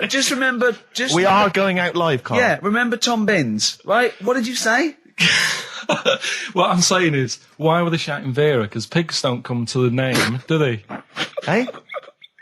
I don't know the ins and outs of pig, have how to lure a pig into your trap. Can I just tell you some very, very interesting things about pigs? Please do. Right. One, everyone knows they have a corkscrew-shaped penis, right? A corkscrew-shaped penis. That's the tail, isn't it? Two, they can't look up. They can't put their head back and look up, right? 3, they can have a 30-minute orgasm. Yeah. Rick, is it only pigs that have got a corkscrew-shaped penis? No, and landlords. Okay. Very handy. Right. And it was a Christmas play, and I managed to get a part in it. And, did you audition? No. Got a part in it, and I should have been playing the drums to the one about Kings. We Three Kings. Yeah. I was meant to be doing that, but Little Donkey came on, and it was one of those. What do you mean came on? That was like next up on the next song. Right. And it's one of them songs that you can't help sort of tapping along to. Yeah. Do you know like if I was to go yeah, you'd have to finish it with. Yeah. Do you know that they actually send that into space? Do they? And what, hoping that aliens will respond with that? Yeah. They do that because apparently it is one of them things that you can't help. What, even if you're an alien life form? Yeah. They know that, do they? Yeah. But anyway, what, because they watch Star Trek or something? Hello. Knock knock. Yeah. No, seriously. Is it true, like, if you send out knock knock into space, they have to say that? Oggy. Ah, that is great. Seriously. Oh, hold on, what's something out there? Was it a little green fella? That is great. Yeah, so anyway, that is Little Donkey is like one of them tunes that you can't, and I was there and I had the drumstick and I thought, oh god. The drumstick! I could feel myself, and anyway. Just wanted to do it, yeah. I started going along and playing Little Donkey, which I wasn't meant to do, but it went down such a storm. Okay, the film review. Gladiator. It's alright, nothing great. It's like an old, sort of an old version of Rocky done in the olden days, really. Right. A bloke fighting other people. Sure. How sort of well known is the story? Do you reckon people know the basics? Well, just very quickly, just do the plot. Quickly. There's a guy called Max. Maximus, yeah. Yeah. There's Caesar, and there's Caesar's kid, and Max goes to war, sort of wins it, comes back. Caesar says, you're good at what you do. I wish my son was as good as you. So I want you to be in charge when I die. His kid finds out, a bit annoyed about it, kills his dad, because he don't want anyone to hear that he said that he wants him to be in charge. Yeah. So his kid gets in charge and thinks, I'll show you. You're not going to be king, I am. You're going to be a slave or something. And then, next thing you see is... Sorry, can I just stop there? My only thought is the film's 3 hours long, so maybe we shouldn't go through the whole plot. We've done the first 10 minutes, but go on. So, yeah, he's a slave and then... Yeah, but then, that was an interesting bit that I thought, right? I mean, I was watching this with a girlfriend, she was already annoyed because she wanted to watch Friends on E4. Okay. Yeah. It was a good episode as well this week. Was it? Yeah. Don't tell her that. Okay. Right, so she was annoyed and she said, come on then, put it on. And I got it wrong straight away because it says on the back 149, so I thought that was an hour and 49 minutes. It turned out it was 149. No, I thought it was 1 hour 49. Yeah. But it was 149 minutes. Sure. So it overran anyway. By 40 minutes. Yeah. People got sick of him and they said, oh, we'll have to get rid of him. So they tried to, he loved cakes as well as women. Okay. So they said, let's poison a cake. And they poisoned a load of Easier than poisoning a woman, wouldn't it? And they ate these cakes and it just didn't kill him and they were like, God, what's going on? And they kept giving him more and more cakes. And he was suspicious. And that didn't work, so the fella said, that's it, I'm going to shoot him. So they were like, I'd be there sort of punching people in the arm. That's a great game. Oh, I love that, punch people in the arm. Is that part of the Olympics now? I think it was exhibition this year. Right. But it's going to be a pro next year. It's going to be the Winter Olympics because you've got to do it in just a cap sleeve shirt in winter. Yeah. So you're playing that? She, but whilst she didn't appreciate that. She used to go, ow! No, I always think whilst I was doing that, they were like the Charlie's Angels and they'd be sorting out a mission somewhere. Because they were really like, there was something about them that you thought, they're special. They were private detectives. What do they work for a man they never see? I don't know if you saw it. What did you make of Posh Spice's Warts and All documentary? Yeah, I saw a bit of it. What did you make of it? I mean, people are slagging them off, aren't they? Saying, she's daft and that, but Don't make you. She's. I think they're all right, honestly. Yeah, you know, she's all right. I mean, I think David's really a decent bloke. Sure. Tell us the story. What have you learned? Do you want to ask some questions? No, not really. Just sum it up in a minute. What do you think? Can't do it in a minute. Well, can I ask some questions then? Where was he born? Austria. Tell us about his early life. Right, he was a young lad. Brilliant. What in his early life? Okay. Yeah. What's the name? His mum was his dad's second cousin, which is a bit weird. Yeah, that is weird. They had 5 kids. Steve's going, it's usually first cousin where I come from. Oh, that's unfair, isn't it? There's no need for that. No. What do you do in your leisure time? I like, going out for food and that. Right. Foraging. What do you mean going out for food? They come have a little hole and go hunting. Yeah. This is Karl. He's hungry. He knows he has to get to the greasy spoon by 11. Wow. Many of Karl's close friends have never made it across this road. There was a zebra crossing installed just for the safety of Karl. Beep, beep, beep, beep, beep, beep, beep, beep, beep. Can I have a bacon butty? And Karl is enjoying his... Wow, but he has to get back. His girlfriend's asked for one as well. She's home with a PlayStation 2. Wow. Oh. We just had a call from someone saying his company would sponsor Karl, right, to be raised by all these balloons if he could have a walk-on part in the office. And we immediately went, we're worried about that sort of thing. You can't really promise that artistic, And I was worried about the legality of it as well. How can you promise someone that for personal gain that's a private and all that sort of stuff, right? And I went, I don't know. And anyway, put the phone down to him and Karl went... I love the fact you're more effing worried about that than me being raised 30 feet in the effing air. You started getting scared, did you? Are you worried about it? Well, you're quite excited about the idea of the challenge, aren't you? I like the idea, but I want, like... Why do you like the idea, Karl? Oh, what if it went all wrong and we're there going, the humanity of it. I think we need Karl to get... he's just... And the rope would pull out my trousers. Oh, no, it's definitely got to be Dr. Fox if that's going to happen. God. We've got to do this. I both think she's a fine presenter, and I think she'd do very well on it, and I think it's a good move as well. Yeah, but can you just say it's not forever? Isn't it? No, I think she'll become more popular than us. And I think that'll be the end of us, to be honest. Well, she can string a sentence together. I think she'll get lots of PR and everything. And she goes out with Big Boy Slim. Big Boy Slim. Who's, a good DJ. He's a good DJ. And, is her name Zoe Slim now? Yeah. Right. There will be nothing. It's 3 months, isn't it? She's taken over for. Is she getting paid the same as us? I don't know. We'll find out. I bet it's a hell of a lot more. I'll go mental. I bet it's good money. It's good work. I'll go mental. A kid used to take a horse into the house. Sorry. Whoa, Neddy. What do you mean a kid used to take a horse into the house? Where did he get a horse? Must have nicked it from somewhere. Must have done. So you've seen a horse in it? No. What, is that from outside the saloon round the corner? Yeah, was it just tied up with a bit of lettuce? Right. That's great. Big Jake come looking for it. I'd been out. Oh. So let me get this. This was before the lynching stopped or after. Where did he get a horse from? What do you mean he must have nicked it? His mum said, where'd you get that from? I bought it. All right then, but keep it out the kitchen. I don't want you going Catlin rustling. Where did he get a horse from, Karl? And how long did he have it for? Was he leading it or riding it? Mum, open the door, I can't stop. I can't stop it. Open the patio door as well. Looks like we got us a runaway.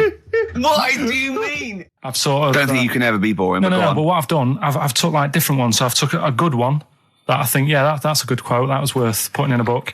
I've put one that isn't really a quote, so I don't understand it. Yeah. One that isn't clever. and a funny one. So a bit of variation out of one book. Oh, how long did this take you? What did you do? Did you sort of like sit? About half an hour last night. And did you sit sort of like quietly at a desk or something? No, just in the lounge with the telly turned down. Oh, right. Just to give a bit of light to the room. Just had it on, but turned down. Have you figured out lights yet? So the first one, And it was like they stuck some bacon on his head. And as ever, the vital piece of information, i.e. the reason, Karl seems to have forgotten. Because the worm was in his body, and they said everyone likes the smell of bacon. Including worms. Even a Vietnamese lake worm. They love bacon. Remember last week when I said about the little fella with the bone with no brain, and you were proved wrong? No. We were saying it wasn't a little fella. We were saying it was a stillborn child. It wasn't a little fella. You're changing it now. You weren't having any of it last week. Right, hang on a minute. I'm getting confused. There was a Vietnamese snake that went inside of a soldier. A little, like, maggot or some sort that you have to get out of your body because it causes problems. Yes, and so in order to get it out of the body, they strapped bacon to his head. Yeah. That is great. This doctor. And did that work? I think so. They had a picture of him smiling. Oh, God, what, the worm or the bloke? The bloke. Oh, dear. Honestly, I hope someone knows the story. And it was about 3 years ago, I reckon. Okay. And, it did work. GI bacon. So this is why the worm burrowed out of his head to get the bacon? Get to the bacon. Right. That's great. When my dad was when he was a taxi driver, you used to have to sort of do your bit for the local area. Oh God! By taking the Forest Gump people to Blackpool. Yeah. Is that what they're called now, the Forrest Gump people? Is that what the organisations that support them ask for them to be referred to? A minibus with Life is a Box of Chocolates.com. Forrest Gump types. It must be. So you work with these people. The people with learning difficulties. And he used to get 5. Coming home must have been a busman's holiday. So he got 5 of them in the cab. Yeah. And he had to go to Blackpool, and 4 of them were really good, behaving themselves, didn't mess about, weren't fighting and stuff, but there was one who was just causing loads of trouble and he couldn't control him. Oh, and what you've got to be able to do with people like that, you don't want them to get stressed out because it's not good for them. It stresses them out, and you could end up with a bit... Thanks, Dr. Karl. You could end up with a bit of a riot on your hands. So he thought, I'll nip this one in the bud right now. And he pulled up just on the outskirts of Blackpool, and he took the one out that was causing problems and put it in a wheelie bin. Oh, no. Oh, I'm sorry. I apologise. He did what? Oh, he did it for the good of the others. He put it in a wheelie bin. He was having a good time. He thought it was one of the rides. Can you stop saying it? He had another problem similar to it where he had a little minibus, and it was his job to take a load of old women to the bingo hall, and it was miles away. And he took him there. There was no problem. About 10 old women in a minibus. One of them was causing trouble, so he pulled over it. No, right? So he took him there. Everything's fine. He dropped him off. They had a lovely night. Yeah. Right? They had a lovely night. Won a bit of cash. Coming back, it's a bit of a late night, and they all started moaning at him, going, "I want to be dropped off here. Take me there. I want to be dropped off first. I've got to get up early. Blah blah. My husband's expecting me. I'm already late. Take me here first. Take me there." And he just pulled up in the middle of nowhere, said, "Get out." And he made them get out, and they all called for taxis. They charged that company who was meant to be taking him home in the minibus, and he got the sack. My mate, Anthony, his mum called up my mum and said, I've got to meet up with you. I've got to have a word with you. And she said, what about? She said, I don't want to talk about it over the phone. So she goes, oh, right. Well, yeah, come round tonight then. So anyway, my mum sees me. She don't want to be in an awkward position and, like, be a bit embarrassed and what have you. So she sees me and she goes, right, Anthony's mum's coming round. What have you been doing? Yeah. So I go, oh, God. I said, I've been nicking stuff. So she goes, like, what? So, not big stuff. I've had a few calculators and Mars bars and stuff. How many? I'll just work it out. Hold on. Works out at 7.2 per day. So, how many calculators do you need? So it was when that phase. You failed maths, didn't you? Everyone wanted a calculator. It was like a trendy thing, wasn't it? Right. Oh, yeah. In Manchester a couple of years ago, yeah. So anyway, I told her all this and I confessed to, like, computers will make it there one day. I confessed to There's magic in the back of battery. Go on. Confessed to nicking all this stuff. She comes round. She only wanted to borrow some money. Brilliant. She said, "Oh, I don't like asking. I was a bit embarrassed to ask you over the phone, but can I borrow 20 quid? Oh, that's fantastic. And there's me. That's great. And it's similar sort of thing to yours. And did you? And he went, hold on, Mum, let's just work out the interest on that. I bank 10%. She'll owe you £4.40. Yeah. Oh, so your mum was a loan shark. yeah. And did she mention? She went, I just with that other, because what I'm saying is presumably you got your mate in trouble. No. Right, you didn't. She went, no worries, I'll just go and get my purse. It's on the dressing table. Exactly. Yeah. Carl, do you want a cigar? Well, quite, yeah, but what is exciting, surely, is the razzmatazz and the brushing shoulders with the rich and famous. I'm not into that. You're not? No. I don't feel you're going to appreciate this like we thought you would. It's weird, because Suzanne said to me this morning, who would you like to meet there? Yeah. Is there anyone who, like, you can get close to, and it's like, God, I really admire your, big fan of yours or whatever. And it's me and Steve, so you're here now. Well, I really admire your big fanny. I didn't... What did you say? What did he say? If you're a big fan of it. Oh, right. Yeah. And, sorry. There isn't anyone, really. Do you know what I mean? You two are alright. Thanks. Jonathan Ross, is he going? He might do, I don't know. But hang on, wait a minute. I can't help but feel we could have exploited this more. We could have maybe run a competition to let someone win. Yeah. If you're not going to appreciate it, Carl. Yeah. Are you going to get a trouser suit? Are you going to get a ladies' trouser suit? I just think then, if you go sort of like looking macho and walking down with him, they know that you're not really partners. And I just think it's a slap in the face for BAFTA. That's true enough. No, it doesn't matter what you wear though. Look at Elton John. Can't you mince a little bit? Can't you at least sort of walk a little bit mincy? Because you've got such a macho sort of mank walk. Elton John's fella doesn't look gay and the stuff he wears and that, does he? Do you know what I mean? It means nothing. No, but that's because Elton's doing the work for him. No, but... by dressing as like some kind of restoration dame. Yeah. Right. Go on then, Carl. Second one then. This is a bit easier, but I still think it's a good one. So this is, we should explain what this is if you've just tuned in. It's one of those stupid lateral thinking problems. That Carl himself has created. Yeah, that was his homework. Right, this one. It's a fella. He has a normal day doing stuff. Nothing wrong with him. Right? And it's the twist in the tale. It's just like Tales of the Unexpected. Yeah. Just a normal day, nothing wrong with him. Hold on, though, he's got the legs of a fish. Go on. So that's why he's been hiding his legs. So Go on. He does his the legs of a fish. Sorry, can't carry on. He has his working day and that, and then he gets a bit tired. Goes to bed. He puts the light on, leaves it on, goes to bed. Oh, that's crazy. That's mental. I can't think what's happened. Anyway, here's Radiohead. Right, okay. What? The question is, why does he put the light on when he's going to bed? He's had a normal day. He's come home from work. Is that right? He's come home from work, or he's not been working? Yeah, he's just been out? No, he's been working and stuff, I think. You think? You've made it up, Carl. You can decide. So the question is, why has he put the light on when he's asleep? There's a reason that he's put the light on when he's asleep. Has he gone to sleep? No, Carl, don't shrug. You're meant to answer these questions.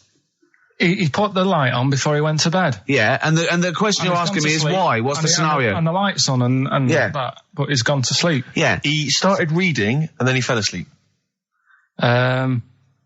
Did he intentionally, for some reason, put the light on? Every night. It's mad. Sounds mad. That's Carl, doesn't it? Every night he does it. Yeah. He puts the light on when he goes to sleep. Carl, is the point of this, he puts the light on for a very good reason. Not for us, but for some people. He's blind and it's always been on, and he thinks he's turning it off, but it was on in the day, and he thinks he's turning it off, but he's turning it on because he's blind. No, that'd be stupid. That works. No, that works great, Rick. Yeah. Thank you, Carl. So you've got to come up with... Hang on. If you're blind, why would you put a light on? No, he thinks it's off. Yeah. But why would he turn it on anyway? Just think so he doesn't get burgled, so people know he's in because he can't see him. So he just he puts the light on when he's there, then he turns the light off when he goes to bed, so people think it's fine. But he's got it out of kilter, and actually he's walking around in the dark all day. I don't believe that if you're blind you turn your light on. I don't think you'd be living on your own, would you? I'm not having that for a second. Do blind people live on their own? I'm not having that for a second. Well, some people do. Lonely blind people live on their own. No, if you got bad eyes. What, any of them women? Are there any blind women who are living on their own? Well, never mind your concern for the partially sighted or sight impaired people coming to London. Get on with this. Yeah. So there he is. Yeah. It's like, a bit tired. Yeah. Just put the light on and get to bed. Yeah. So he turns the light on and he goes to bed. Yeah. Oh. Should we play a track? It is not He's not sleeping on the job, he's a lighthouse keeper. Well done. Is he a lighthouse keeper? That's not it, Carl. He's a lighthouse keeper. Right, why wasn't the light on all the time? Because it's light in the day. You idiot. Play a record. What? Play a record. You're a buffoon. No, actually, the light isn't on in the day, is it? No, it's not. I think you're the buffoon. Yeah. Carl has won!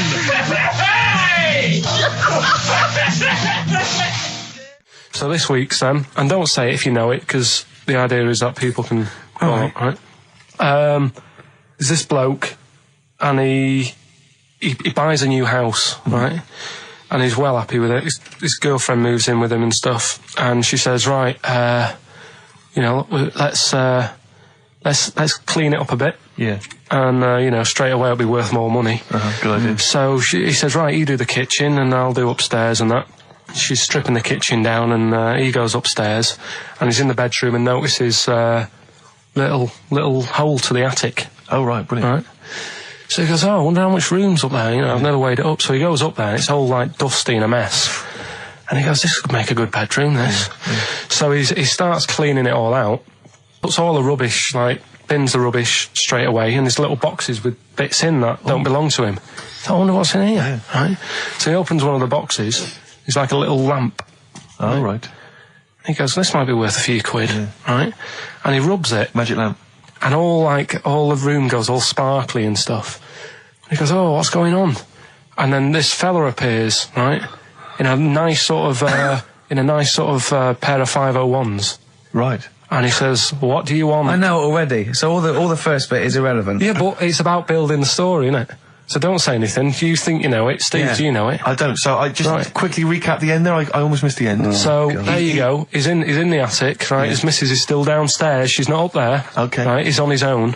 And he cleans this lamp, right? Yeah. And this fella appears out of all this smoke, and he's wearing a nice pair of 501s, and he's wearing a shirt, and there you go. What's the song? What song are you thinking of? The lines are going mental. Because it's so easy. Let's play a record, Carl. We'll come back and we'll find out if anyone's got that right. That's a great one, Carl. Really. Right. Did you just come up with that? Literally in the last 10 minutes. Genius. This is genius. Definitely. I mean, if those calls aren't from major TV companies, I don't know. Dynamite stuff. A lot of them are. What's his name's lawyer? Simon Mayer. Simon Mayer. That's my favourite thing I've done for years. Yeah, not bad. That's great. Back to form there. So, okay, line. The lines are going mental just because it's easy. Go on then. So I first one to get it. The first one to get it, but... Well, it's not that, though, Rick. I mean, Carl has just decided to revise the actual rules of the competition. Yeah. So that, we've decided, is very easy. So that's now a qualifier. And so then they have to answer one live. Exactly. So whoever gets that one right can play for big money. Is it a quick one as well? Because some people will lose the will to live. Yeah. Just cut to the chase. And because they've got to qualify now, we're throwing an Office DVD that aren't ready yet. That, won't you? Yeah. Yeah. No. That increases value by 42 pence. Right, go on. We'll just go live, yeah? Hello, XFM. Yeah, hi, how's it going? Not too bad. Not too bad. Listen, a very, very quick recap, Carl, if you will, please, for the people listening. Very quick. Right. A man ends up in a loft. Man's, after moving into this house and he's in the loft. And he's tidying up. His missus is downstairs doing the kitchen because that needed doing. He's up there. He's cleaning up, emptying the boxes. He finds a little. He rubs a lamp. A fella comes out wearing 501s. What's the song? What's the song, mate? Are you talking to me? Yeah. Sorry. Yeah. Well, look. I'm sitting in this bar, right? I'm not ringing up relating to anything that's going on right now. I'm after one of these armbands to go and meet Bowie on Monday. Can you help me out? What? What? Piss off. You can't say that to our public. Yes, I can. What I can't bear is people begging, Rick, on the radio. I can't bear it. Is that the Australian bloke who's got the Bruce Springsteen tickets? Hello, XFM. Hello. Hello. Are you phoning up for an armband? No. Okay, great. Gene Genie, of course it is. Well done. Well done. Right, what's your name? Everyone else can ring off now because this. Well, she might not take the challenge. What's your name? Hello. What's your name? Christina. Right, do you want to take on the challenge? Yeah. Yeah? Oh, right. So this is for... She's already won a couple of CDs. This is for the Office DVD. Right. Okay. Signed by Ricky Gervais. Did you witness a murder while you were doing this? Yeah. It was like that sort of Sliver film where that bloke had loads of tellies watching people's lives. So that was going on in my mind. And then I was washing up And I picked up the plate and I thought, oh, it's amazing, isn't it? The human body, the way you can just sort of, you know, I want to pick that up, and you do. Yes. And the way your hands work, right? You've got 5 little digits, but it's just the right amount to do what you've got to do, right? So I'm cleaning the plate. Sorry, Carl. Stop. It's just the right amount. Might be one of the most genius things I've ever heard said. I would love David Attenborough to phone you up and say, Carl, how do I word this about the evolution of the mammalian front limb? Just go, we'll just say it's the right amount. But it is. One extra would get in the way. Yeah. And one less would just make it that little bit more tricky when picking up a bit of a slippery dish. Sure, or buying gloves. Yeah. A slippery dish. So then I was thinking, imagine like going to the doctors and they're saying, yeah, everything's all right, your heart's good and everything, but... Your heart's good? What, your Larry's, or...? Yeah, your heart, you're in good form and what have you. It's good news. You know, I had Giano in earlier. He's not looking good. Yeah. I had fat smaller. But you're all right, but... Your hands need to come off. Right. Blimey. But that's bad. Like, I get a second opinion initially. God! But a bit of good news, I've got a nice pair of feet I can sort you out with. Yeah. And he puts them on, and then I was thinking, right, first of all, washing up, what would that be like? I thought, Steve, that'd be tricky. Yeah. And then the second thing was, it'd probably ruin the sort of the shape of your jumper. Because you have to keep putting the feet through there. Yeah. And then I thought, I could still cycle in. Okay. To work. You could run in. Well, that's the thing. You'd be really fast. Well, that's what I was thinking. I thought I could still cycle because I could balance, and then I thought, but the only thing is I probably couldn't pull the brakes. Because of the little short things. Yeah. And then, like you, I thought, but then again, you're running in half the time. So that's what was going on in last night. So she said, yeah, it's a nudist beach. So I said, well, why, what? I said, we're all it's all mixed up. Normally on a nudist beach, it's a nudist beach and you don't go wandering on there when you get clothes on and that. Mm. So it annoyed me a bit, because there wasn't any signs. So this fella's getting closer. Well, the knob out was a sign. Yeah. Right, so he's getting closer. And he walked past me, it was an old fella, and he walked past and he had a hat on and a little pipe and a big rucksack on his back. Right, so he got me thinking... Not strictly naked. I'm walking along and I'm thinking, right, why do people want to do this? So straight away, I wasn't on holiday anymore, because most of the time when I'm on holiday, I don't think about anything. Right? Your mind's a blank. I just switch off. Right? But all of a sudden, this has got in my head now, and I turn around to look at him and... Check out his eyes. And this bag, right, I swear, it was massive, right? What? You had a massive bag? The bag. His rucksack? His rucksack. Oh, right, okay. When he said there was an old couple coming towards me, I said, what was lower, the bloke's bollocks or the woman's tits? And he said, well, that was another point, she might as well have worn knickers. Because you know, so you can see it. That's what he said to me. So you saw the bag? So it annoyed me, yeah, because the whole idea, innit, this is what I think, I mean, I might be wrong, right? Might be wrong. Chances you never have been. You never have been before. Being nudist, right? What's it all about? So I'll tell you, on that point, Carl, let's play a tune, let's come back and we'll discuss... What are we going to play? We'll discuss that very issue. We've got some ideas, we did chat about this last week, Carl, in your absence. Alright, well, we'll play the choral. Okay. It's a good one, this. Yeah. I'm sure if there's a doctor listening or a nurse, they will clarify that if they pump you with all sorts of stuff, it wants to come out. Right. So you're sat there having a serious chat. It's a quiet hospital. The woman next door with the blue hands suddenly starts seeping gas, right? Well, I start laughing. Because if there's one thing that makes you laugh, it's that. It's a 98-year-old woman with blue hands farting. So you try to hold it in because it's a really quiet hospital, and it'd be obvious that I was laughing at, and I didn't want to be mean, but it was funny. And then it got me talking about my auntie, because my auntie Nora, she same thing, pumped her with loads of drugs. She used to have a cabinet next to the bed is like boots. She's got loads of stuff, right, for all sorts of stuff. And I mean, she's not that old, but she's on loads of stuff, right? She's a bit coked up, is she? She called up my mum once. And, yeah, you told us this. Go on, tell it again. And she said, oh, how are you doing and that? She's all right. Bit worried though. My mum said, wow, what's up? She said, I've been breaking wind. So she goes, well, you know. Says, no, but this one is going on and on and on. And she was like, she was like, what do you say? What's like passing wind, farting for 5 minutes. one thing, not like, you know, trumping and then nothing. Yeah. Continuous drone of a fart. I'm eating. Hey? I'm eating. So am I. Carl, you have to carry on. Right, yeah. We're all eating. Oh, crisps, food crisps. So last week, you were playing your feature, that song I shouldn't switch off because I'm enjoying the story. Yeah. And we played Living for the City, only you played the single mix, which doesn't have the entire second act, if you will. Yeah. So, Carl, you've not heard it before. You're excited. Heard it before. You're excited to hear the second act because, as far as you're aware, there was a young guy. He's living with his family. They're fairly impoverished in Mississippi, but you know they're happy. They're getting on all right.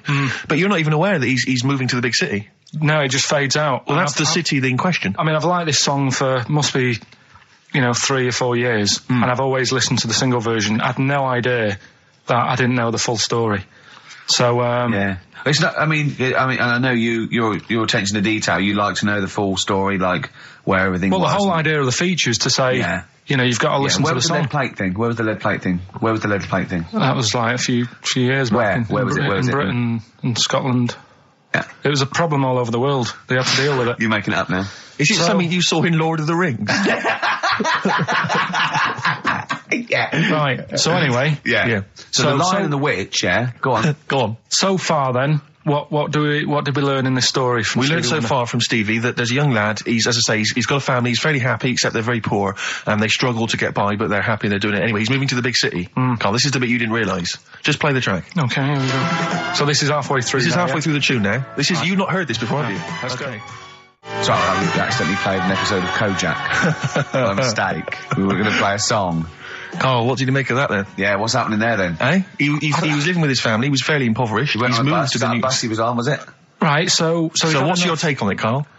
After hearing that, what I've worked out by it, the first part that we heard last week, everything's all right, but it's not that great living in Mississippi, right? So he goes, I'm going to go to New York. There's plenty of work there. Yeah. They'll sort of accept me as, and everything. So he goes there, and the weird thing is, he's hardly, been in New York for a second. He gets on a bus, all of a sudden some cop is arresting him. He's like, what's going on? And then he's got 10 years. I mean, what you can't hear, because the levels are quite bad. I mean, I work with sound. I can't really hear what's going on. You're criticising Stevie Wonder, I'm sort of guessing that he didn't pay his bus fare or something. And 10 years. He got 10 years for that. I really don't know what was going on. And the last one. Got that one. That's terrible. That's terrible. Okay, quickly. Oh, God. And the last one is that bloke who does... Come on! It's making me laugh. Come on, Carl. Be professional. Right, the last one. Right. I can't do it. It's making me laugh. Oh, come on. I'll come and read them then. No, hang on. Come on, Carl. Right, here we go. They don't do this on Blockbusters on TV, do they? No, come on. That bloke who does sport on telly. He's got a little kid, right? Initials DC. What? Right? Is that? I'm completely confused by that. Was that the clue? Yeah, that bloke who does sport on telly. Yeah. He's got a little kid. Initials DC. Okay, is that a band? Or an artist? It's I'm not a cheese. This is a well-known sandwich. Is it? What is it? Is it a band or an artist? So just quickly recap. Okay. It's a come on, Carl. Right. Come on. Quick recap. The first one is B. I don't think them birds should be around in this area. Right, that's B. Right. Second one, he doesn't like women, yet he's got a few kids. It's a bit weird. That's PD. And the final one, that bloke who does sport on the telly, he's got a little kid. Right. DC. All right, and it's ricky.gervais@xfm.co.uk if you want to enter for Hellraiser. Oh, I'll tell you what, continue to do a little theme of some old stuff people haven't heard of. If you're under 30, you probably never heard of this band. It's also a new thing I want to introduce. It's Show Up Camfield. Camfield talks the talk, he doesn't walk the walk, he doesn't play some rock classics on his show because he's scared. I'm going to play the tracks that Camfield's too scared to play. This is Kansas and Carry On Your Wayward Son, alright? Kansas. Carry on your wayward son. No, again, I spoke to you in the week, and I had much better things, like when I tell you about Brian Blessed climbing Everest. and for some reason it made him, it played havoc with his belly, and he followed through and he had to clean up. Shut himself? Yeah, using ice and snow. Why are you telling me that Brian Blessed, in what way is telling me that Brian Blessed shit himself once in any way educational?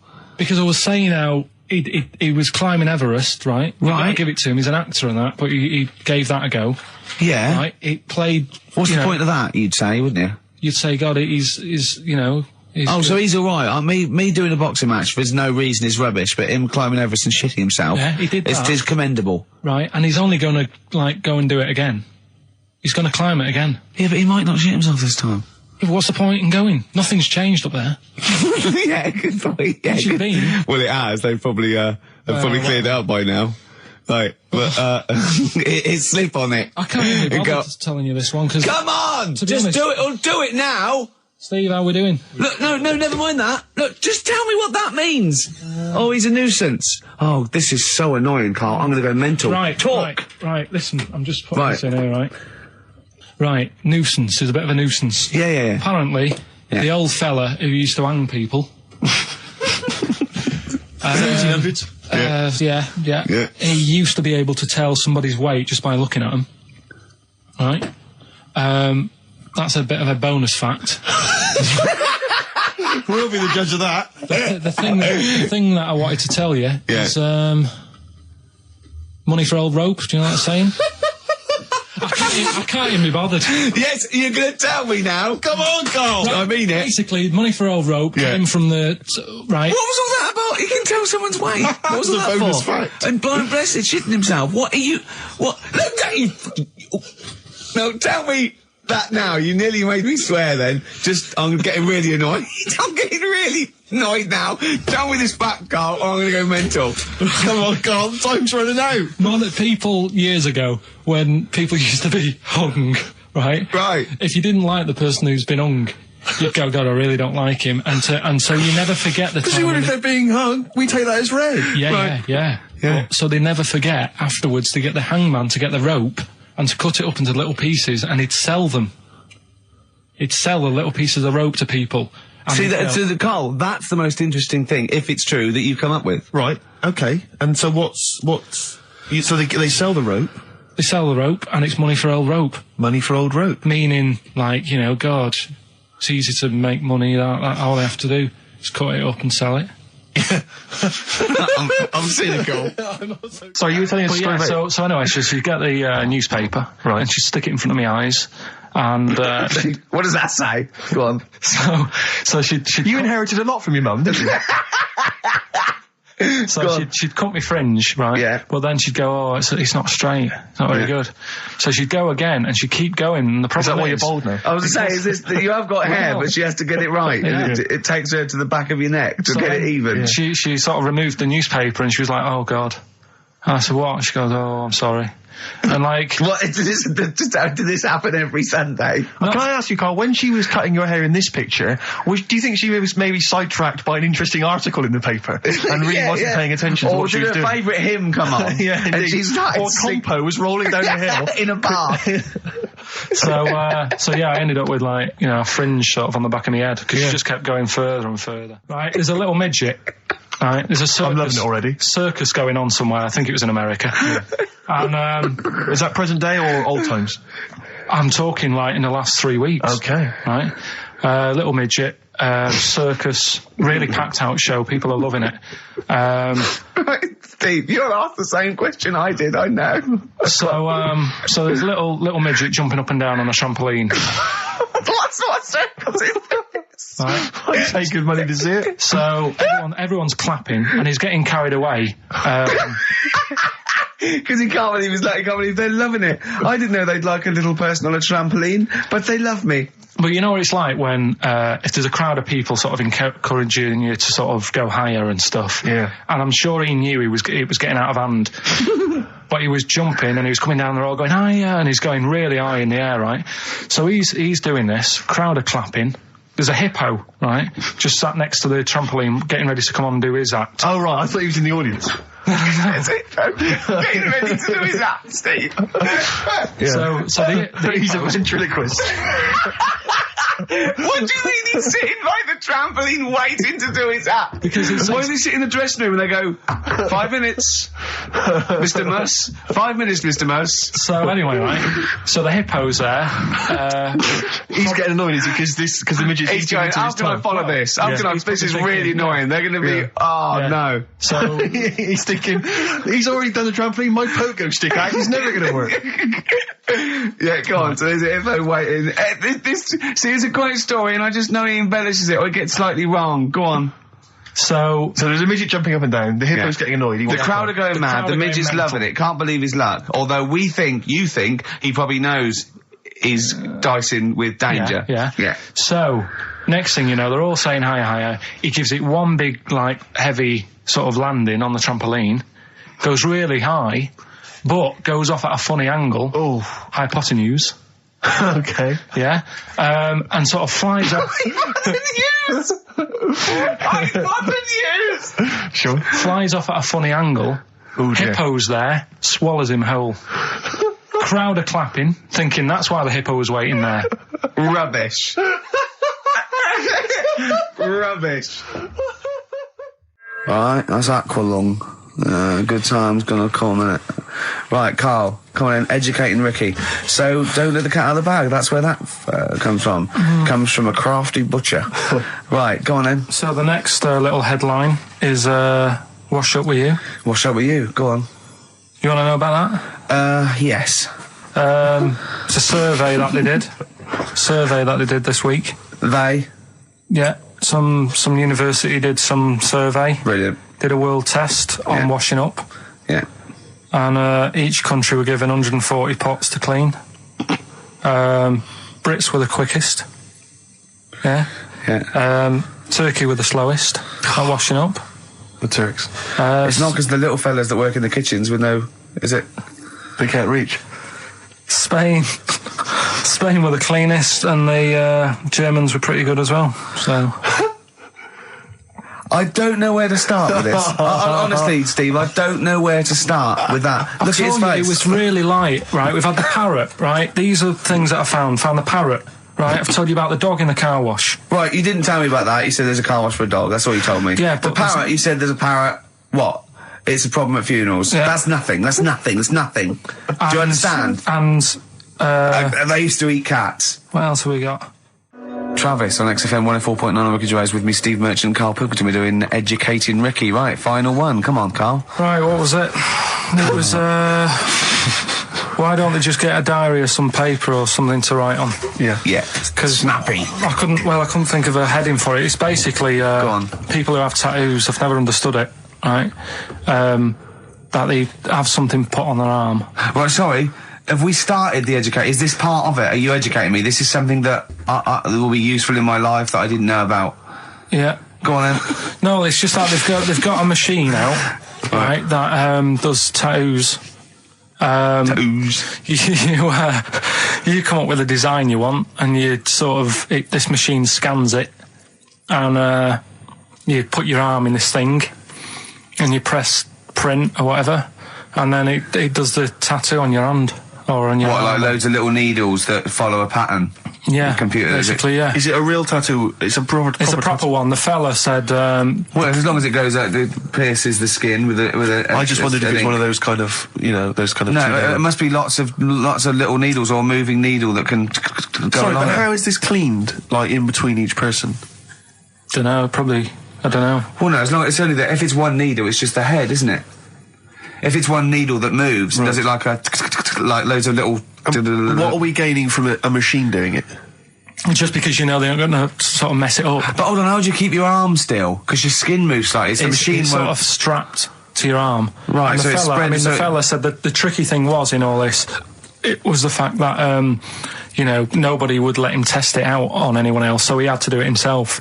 But did it work? Because the thing is with a tattoo artist, they can see when your skin's moved and they can see what they've done and they keep wiping it and looking, whereas a machine's just got to trust itself. Yeah. So I think one needle could go wrong. If it was a lot of needles that it just came down, 1,000 needles that was an imprint. Yeah.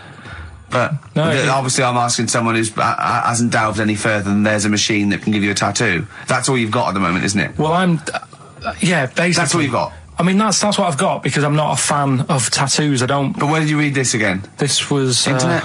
This was on the internet. Yeah, it was. Yeah. Okay. And I just don't understand why people do it. That's what got me attention. Because me. Sorry, what have I learned from this? That if you wanted to get one, you can get one done by a machine now. Well, you'd think it'd be Bughead, wouldn't you? What? Well, you'd think it'd be Bughead, wouldn't you? You'd think it beat... No, you'd think it'd be... Yeah. You'd think it'd be Buggered, wouldn't you?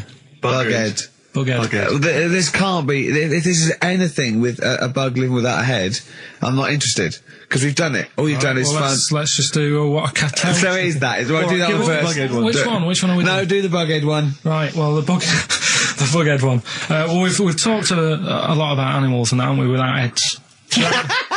Surprisingly, we have. I think a disproportionate amount on it. If you're a new listener and this is the first time you listen, you'd be surprised. Yeah, we've done all that. We've covered worms. The way if you cut their head off, it grows back. If you don't cut too high above its neck. We've covered the chicken, the fella who blinked. Yeah, I can't go into it again. Right, let's not go into it again. We've had the chicken with no head that lived for 8 months. Yeah. And we've had cockroaches living for a week without an egg. Right, okay. Well, it's a bit more on the cockroach front, really. Right. They've found, right, that if you get a cockroach and you cut its head off, right, and then you find a cockroach that's still got its head, but it hasn't got any legs. Right. Right, it's not over for both of them, right? Because what you can do, you get the one that's got the legs, right, with no head, sort of running around. Get the one with the head, sit it on top of it, right.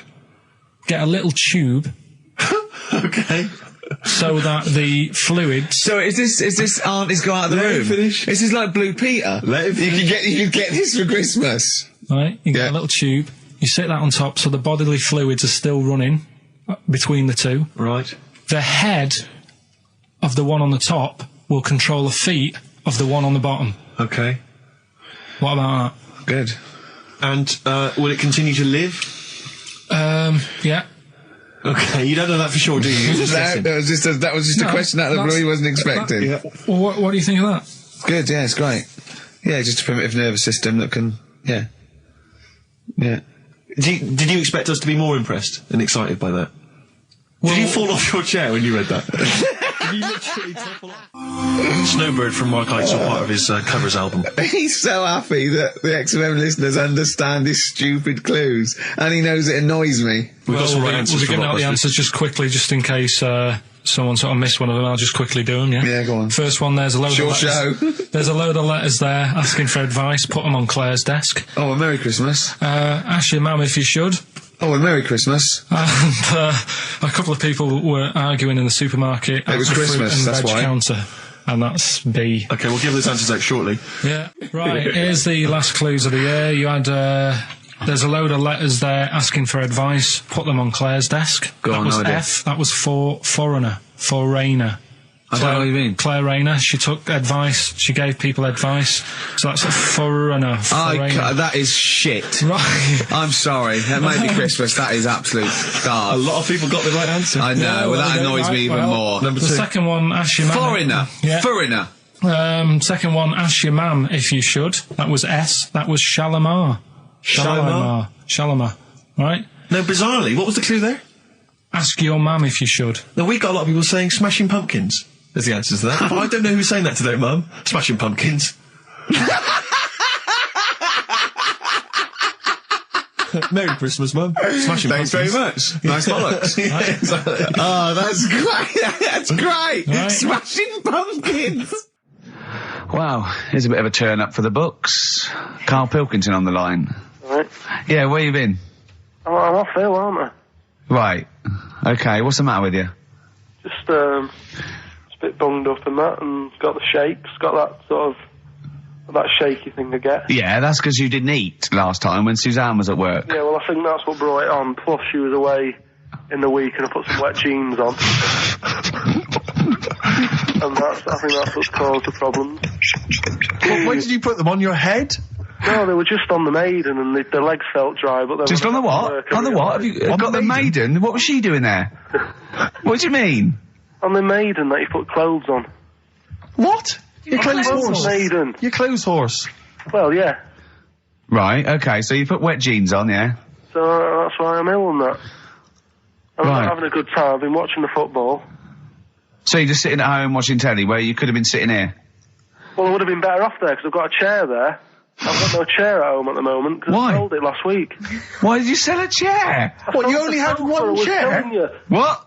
Look, can't we just, I just was calling up to let you know I was alright and that. We're not interested in that, we want to know about the chair. I sold it. I had a little two-seater and I sold it because I'm getting a new one, but I've got to wait another month. So you've got to sit on the floor for a month? So you sold a chair before you had another one? Well, she might not have wanted to buy it in a month or something. So I got rid of it whilst I could. She was alright, buddy. We'll talk about that next week. Oh, you're going to be in next week? I look forward to that then. That's a dynamite piece of radio to tune in for. The day Carl sold a chair. Brilliant. Alright. So you alright then? It's going alright? Well, why did you take this long to call? We asked you to call since the very beginning. We've been phoning you. Why is your phone switched off? I heard the beginning. I heard the beginning of the show. I thought, yeah, it's going alright. Did air and stuff. Turned it off. You turned it off? No, I put a tape in though, because even though I'm ill, I'm still showing an interest in it. Well, you're not, if you're watching football and shaking. Yeah, well, I'll listen back to it later, so I hope you haven't been dissing me. No. Right? Definitely not. Don't listen back to it, it's not worth it, but we haven't been dissing you, no. The darkness growing on me on XFM 104.9. Oh, it's all going well already, isn't it? Microphones fell apart. Carl's shouting because he got headphones on. His music's turned up too late. Canfield level. God, it got pre-out. Look at him giggling. Look at him. Look at him laughing. That's so funny because I got a letter here from who was it from? Mike Heel, who sent me a little picture of a little Japanese fella from a film who said looks like me, and he does a little bit. But he says, please can you make Carl laugh? I've never heard him utter as much as a snigger, and I'm worried he may have a genetic disorder. Well, I mean, he has got a genetic disorder, obviously. But, he was giggling then. I hope, people heard you then. Look at his little face. It was a joy. Oh, I love the things that make him happy. But I love the fact just before the microphone came up there and just before the record finished, he had his headphones on, the music was too loud and he was just shouting, Bauhaus is not working! Bauhaus is not working! I'll play something else! I went and found Ziggy Stardust by Bauhaus and he said, why isn't it working? Look at him giggling! Look, he's lost it! Is he going away? Are you on drugs, Carl? What have you done? He's tickled. Look at his little... He looks like one of those shaved monkeys. Look at his little... Oh my God, I've never seen a forehead glow. I know, it's extraordinary. Oh. And he's got that red shirt on as well, so the whole of him is just a big glowing... Carl, what are you trying? What are you putting in? I'm going to see if I can get this to work. Go on then. Hang on. Brilliant radio. I hope Dr. Fox is listening, because I think he's eating his words right now, Steve. Right, I think I've done it. Well done. That's excellent. Right, what let's play Bauhaus now, and let's try and compose ourselves. This is Ziggy Stardust by Bauhaus. Yeah. Actually, a bit of extra monkey news if you want it. Okay, always. Do you know the, Monkey News Extra. Go on. Do you know the Halfords ads? Halfords ads? I don't think so, no. What happens? Halfords, they've you know, they sell nuts and bolts and stuff. Right. They were using monkeys in the ads. Okay. Yeah. And what happened? Don't they sell bikes, Halfords? Well, mainly. Bicycles and motorbike stuff in that. Okay, so they're using monkeys in the ad, but what happened? I can't handle it. What? I can't do this. Look at him. I don't care what he's doing. Well, basically, right, there was a load of hassle because they were using these monkeys in this Halfords advert. Yes. Right. And what happened? Get to the point. It turned out it wasn't a problem because they were mechanics in the first place. What, they were monkey mechanics? Yeah. What are you talking about? Mental. What are you talking about? That's not a story. Well, anyway, listen, let's get back on to... They were mechanics in the first place. Right, listen. Right, so they're making this documentary. Right? And stumble across a little gang of... Come on! Get on with it, please. Little gang of monkeys. That's the first time I've ever laughed. I'll hear that. I know. Well, brilliant. What do you want, a cake? Come on. Can we play a song? Oh, I don't understand what is wrong with you, you freak. It's making me laugh. Just tell us the story. All right, then. All right. So anyway, right, so there's this documentary being made. They found a little gang of monkeys. Right, play a song. I don't know what's going on here. I apologise. It's just if you were looking forward to Monkey. Got to hide your love away. According to the Beatles on XFM 104.9. I'm Ricky Gervais with me, Steve Merchant. Right, Carl, come on. Monkey news. Everyone's composed. The jingle, please. Oh, chimpanzee that monkey news. Excellent. Okay. Right, where were we? We were just start again. There's some people making a documentary. For what? Okay. Making a documentary in a jungle and that. Right. Stumble across a little gang. Okay, come on. All right. A little gang of monkeys. Yeah. Oh, come on. So the camera crew are there filming it. Yes. Everything's going normal. Nothing odd about it. Okay. They're not running a restaurant. They've not got any barber shops. Nothing. No. Just regular monkeys going about their business. Yeah. So anyway, what normally happens is the monkeys sleep with the partner. They already do what? They don't sort of sleep around and that. Once they find the girlfriend or the boyfriend or whatever, yeah, they stick with them, right? Okay. But anyway, they were watching this one, right? And it's going around a bit, sleeping around. Oily. And it was getting fatter. They thought, this is a bit odd. Yeah. Right? So, followed it round. And, see it having it away. Turns out, little prostitute.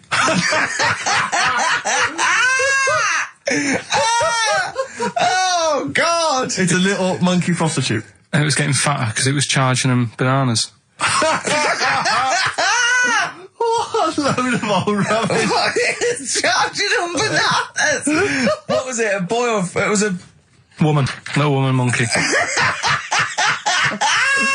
That's the most extraordinary monkey news I've ever heard. Oh! That is genius! Has this documentary been televised? I don't think it's been on yet. No. And that's all the information you've got? Yeah. And is that's one banana for everything? Now, half a banana is for... Just oral? A paw job. Right. If you want full-blown, monkey sex, it is 2.5 bananas. Sure. So, let's just play a song. Let's just play. Alright, well, this is our penultimate show, so we're back next week. We're going to make it a barnstormer, I'm sure, lads. I want 100% behind it, 110% next week. Alright, none of this giggling, none of this infantile giggling, like two schoolboys. Right. Alright, we're going to come back, we're going to have some quality monkey news next week. We're going to have all kinds of treats, I would have thought. Okay. Some great prizes. Alright, are we okay? Yeah, best show. Let's make next week the best show ever. Good luck. If you miss it, then you miss out. We're ending with a track from a couple of years back, I think it was 92, 93, Dinosaur Jr., Start Chopping. Play that. Start playing. Forget Start Chopping, start playing. Alright? See you next week. Yeah. And another bit, this was the best one, right? Grab it! Right, there's this fella, and he was on his bike, right, cycling to work or whatever, and he sort of sees this thing in the corner of his eye. Right? Literally in the corner of his eye? Or you mean he saw just said he saw in his peripheral vision? Okay, yeah. Thought, what's that? Yeah. So he thought, oh, doesn't matter, whatever. And he stops off at a cafe, right, get a little scone, a tea or whatever, and he goes in there, and he's sat down, and the waiter comes over, he says, yeah, what do you want? He said, I'll have a scone and a tea. He goes, all right then. So he goes to get it, comes back. As he puts the tea and the scone down, his face is like, what is that? Right? Like a look of frightenedness on his face. Right?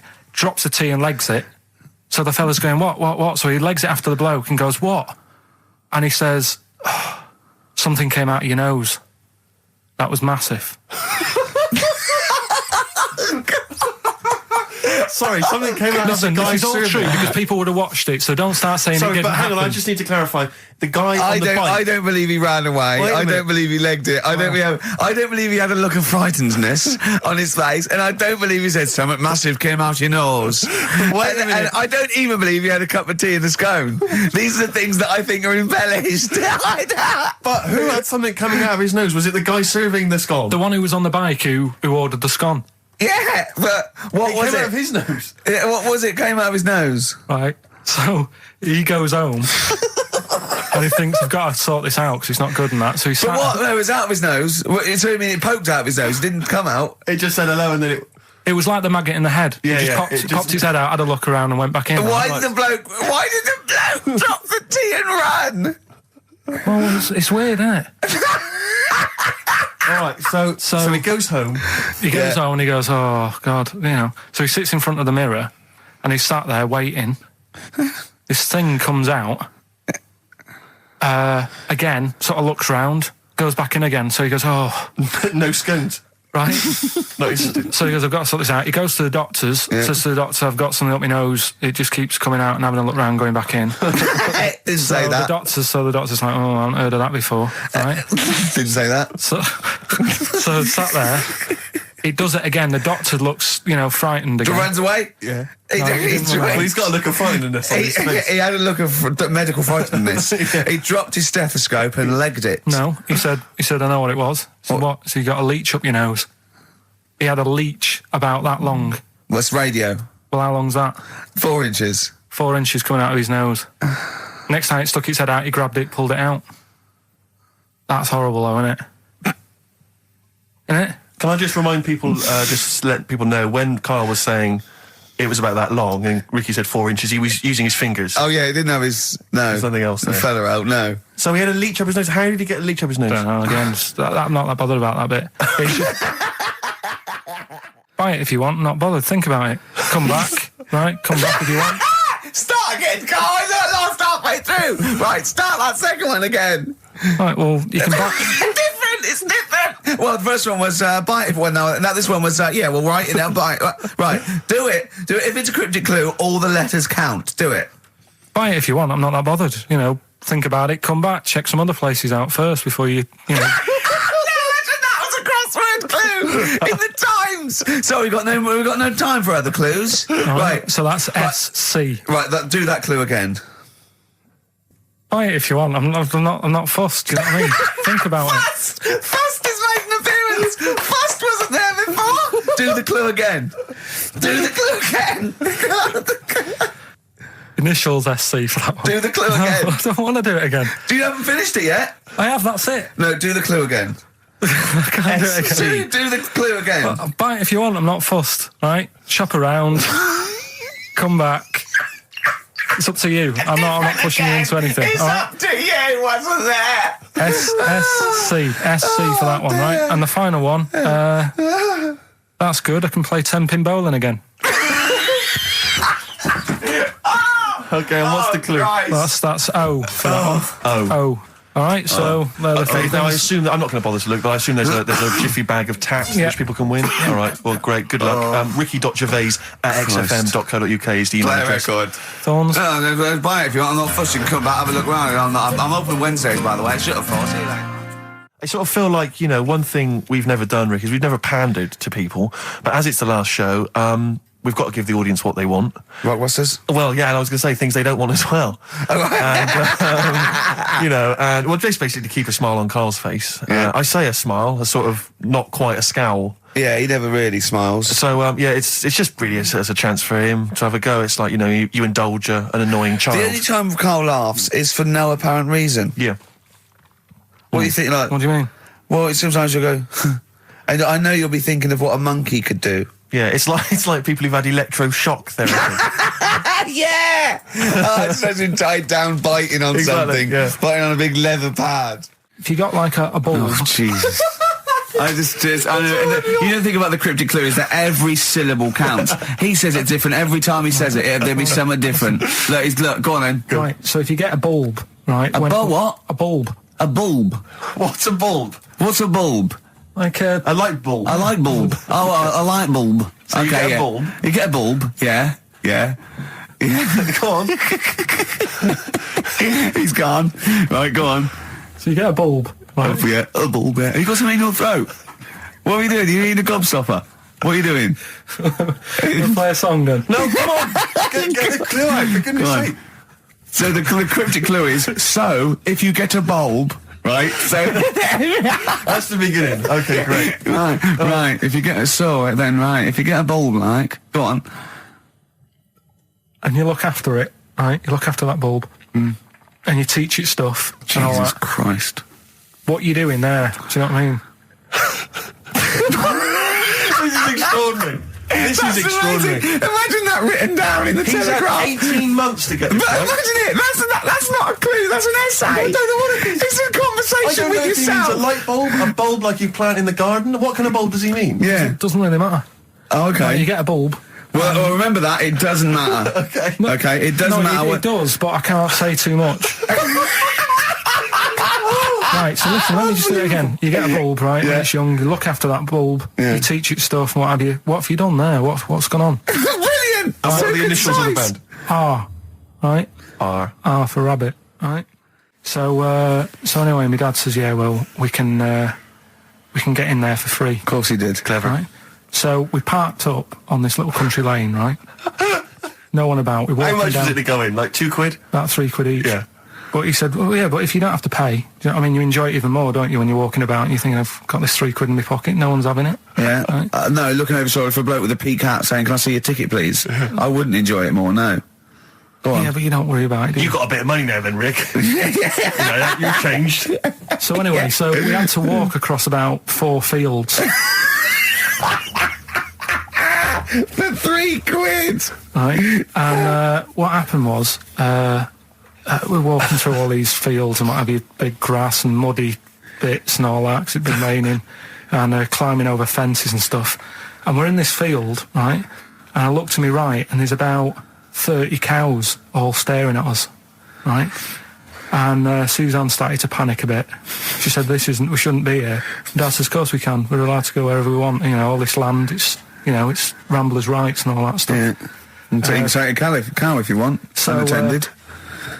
Serves him right for leaving him in the field unattended. I'm having one. And so keep us fed for a week. Anyway, these cows start surrounding us. Surrounding us. And, oh, brilliant. Oh, no. Face off. And Suzanne's panicking, going, this isn't right. We're not going to make it to the fence in time. They're moving faster than us, and he started sort of running a bit. Wow. And it's like some kind of bovine West Side Story. A gang of cows coming at you. Don't worry about it and stuff. But my dad had to sort of stand there and like wave a stick at him. Of course. And we got away, but Suzanne was like having a bit of a sweat on. Got away. Saying, we could have got killed. Sure. And my dad saying, nah, it never happens.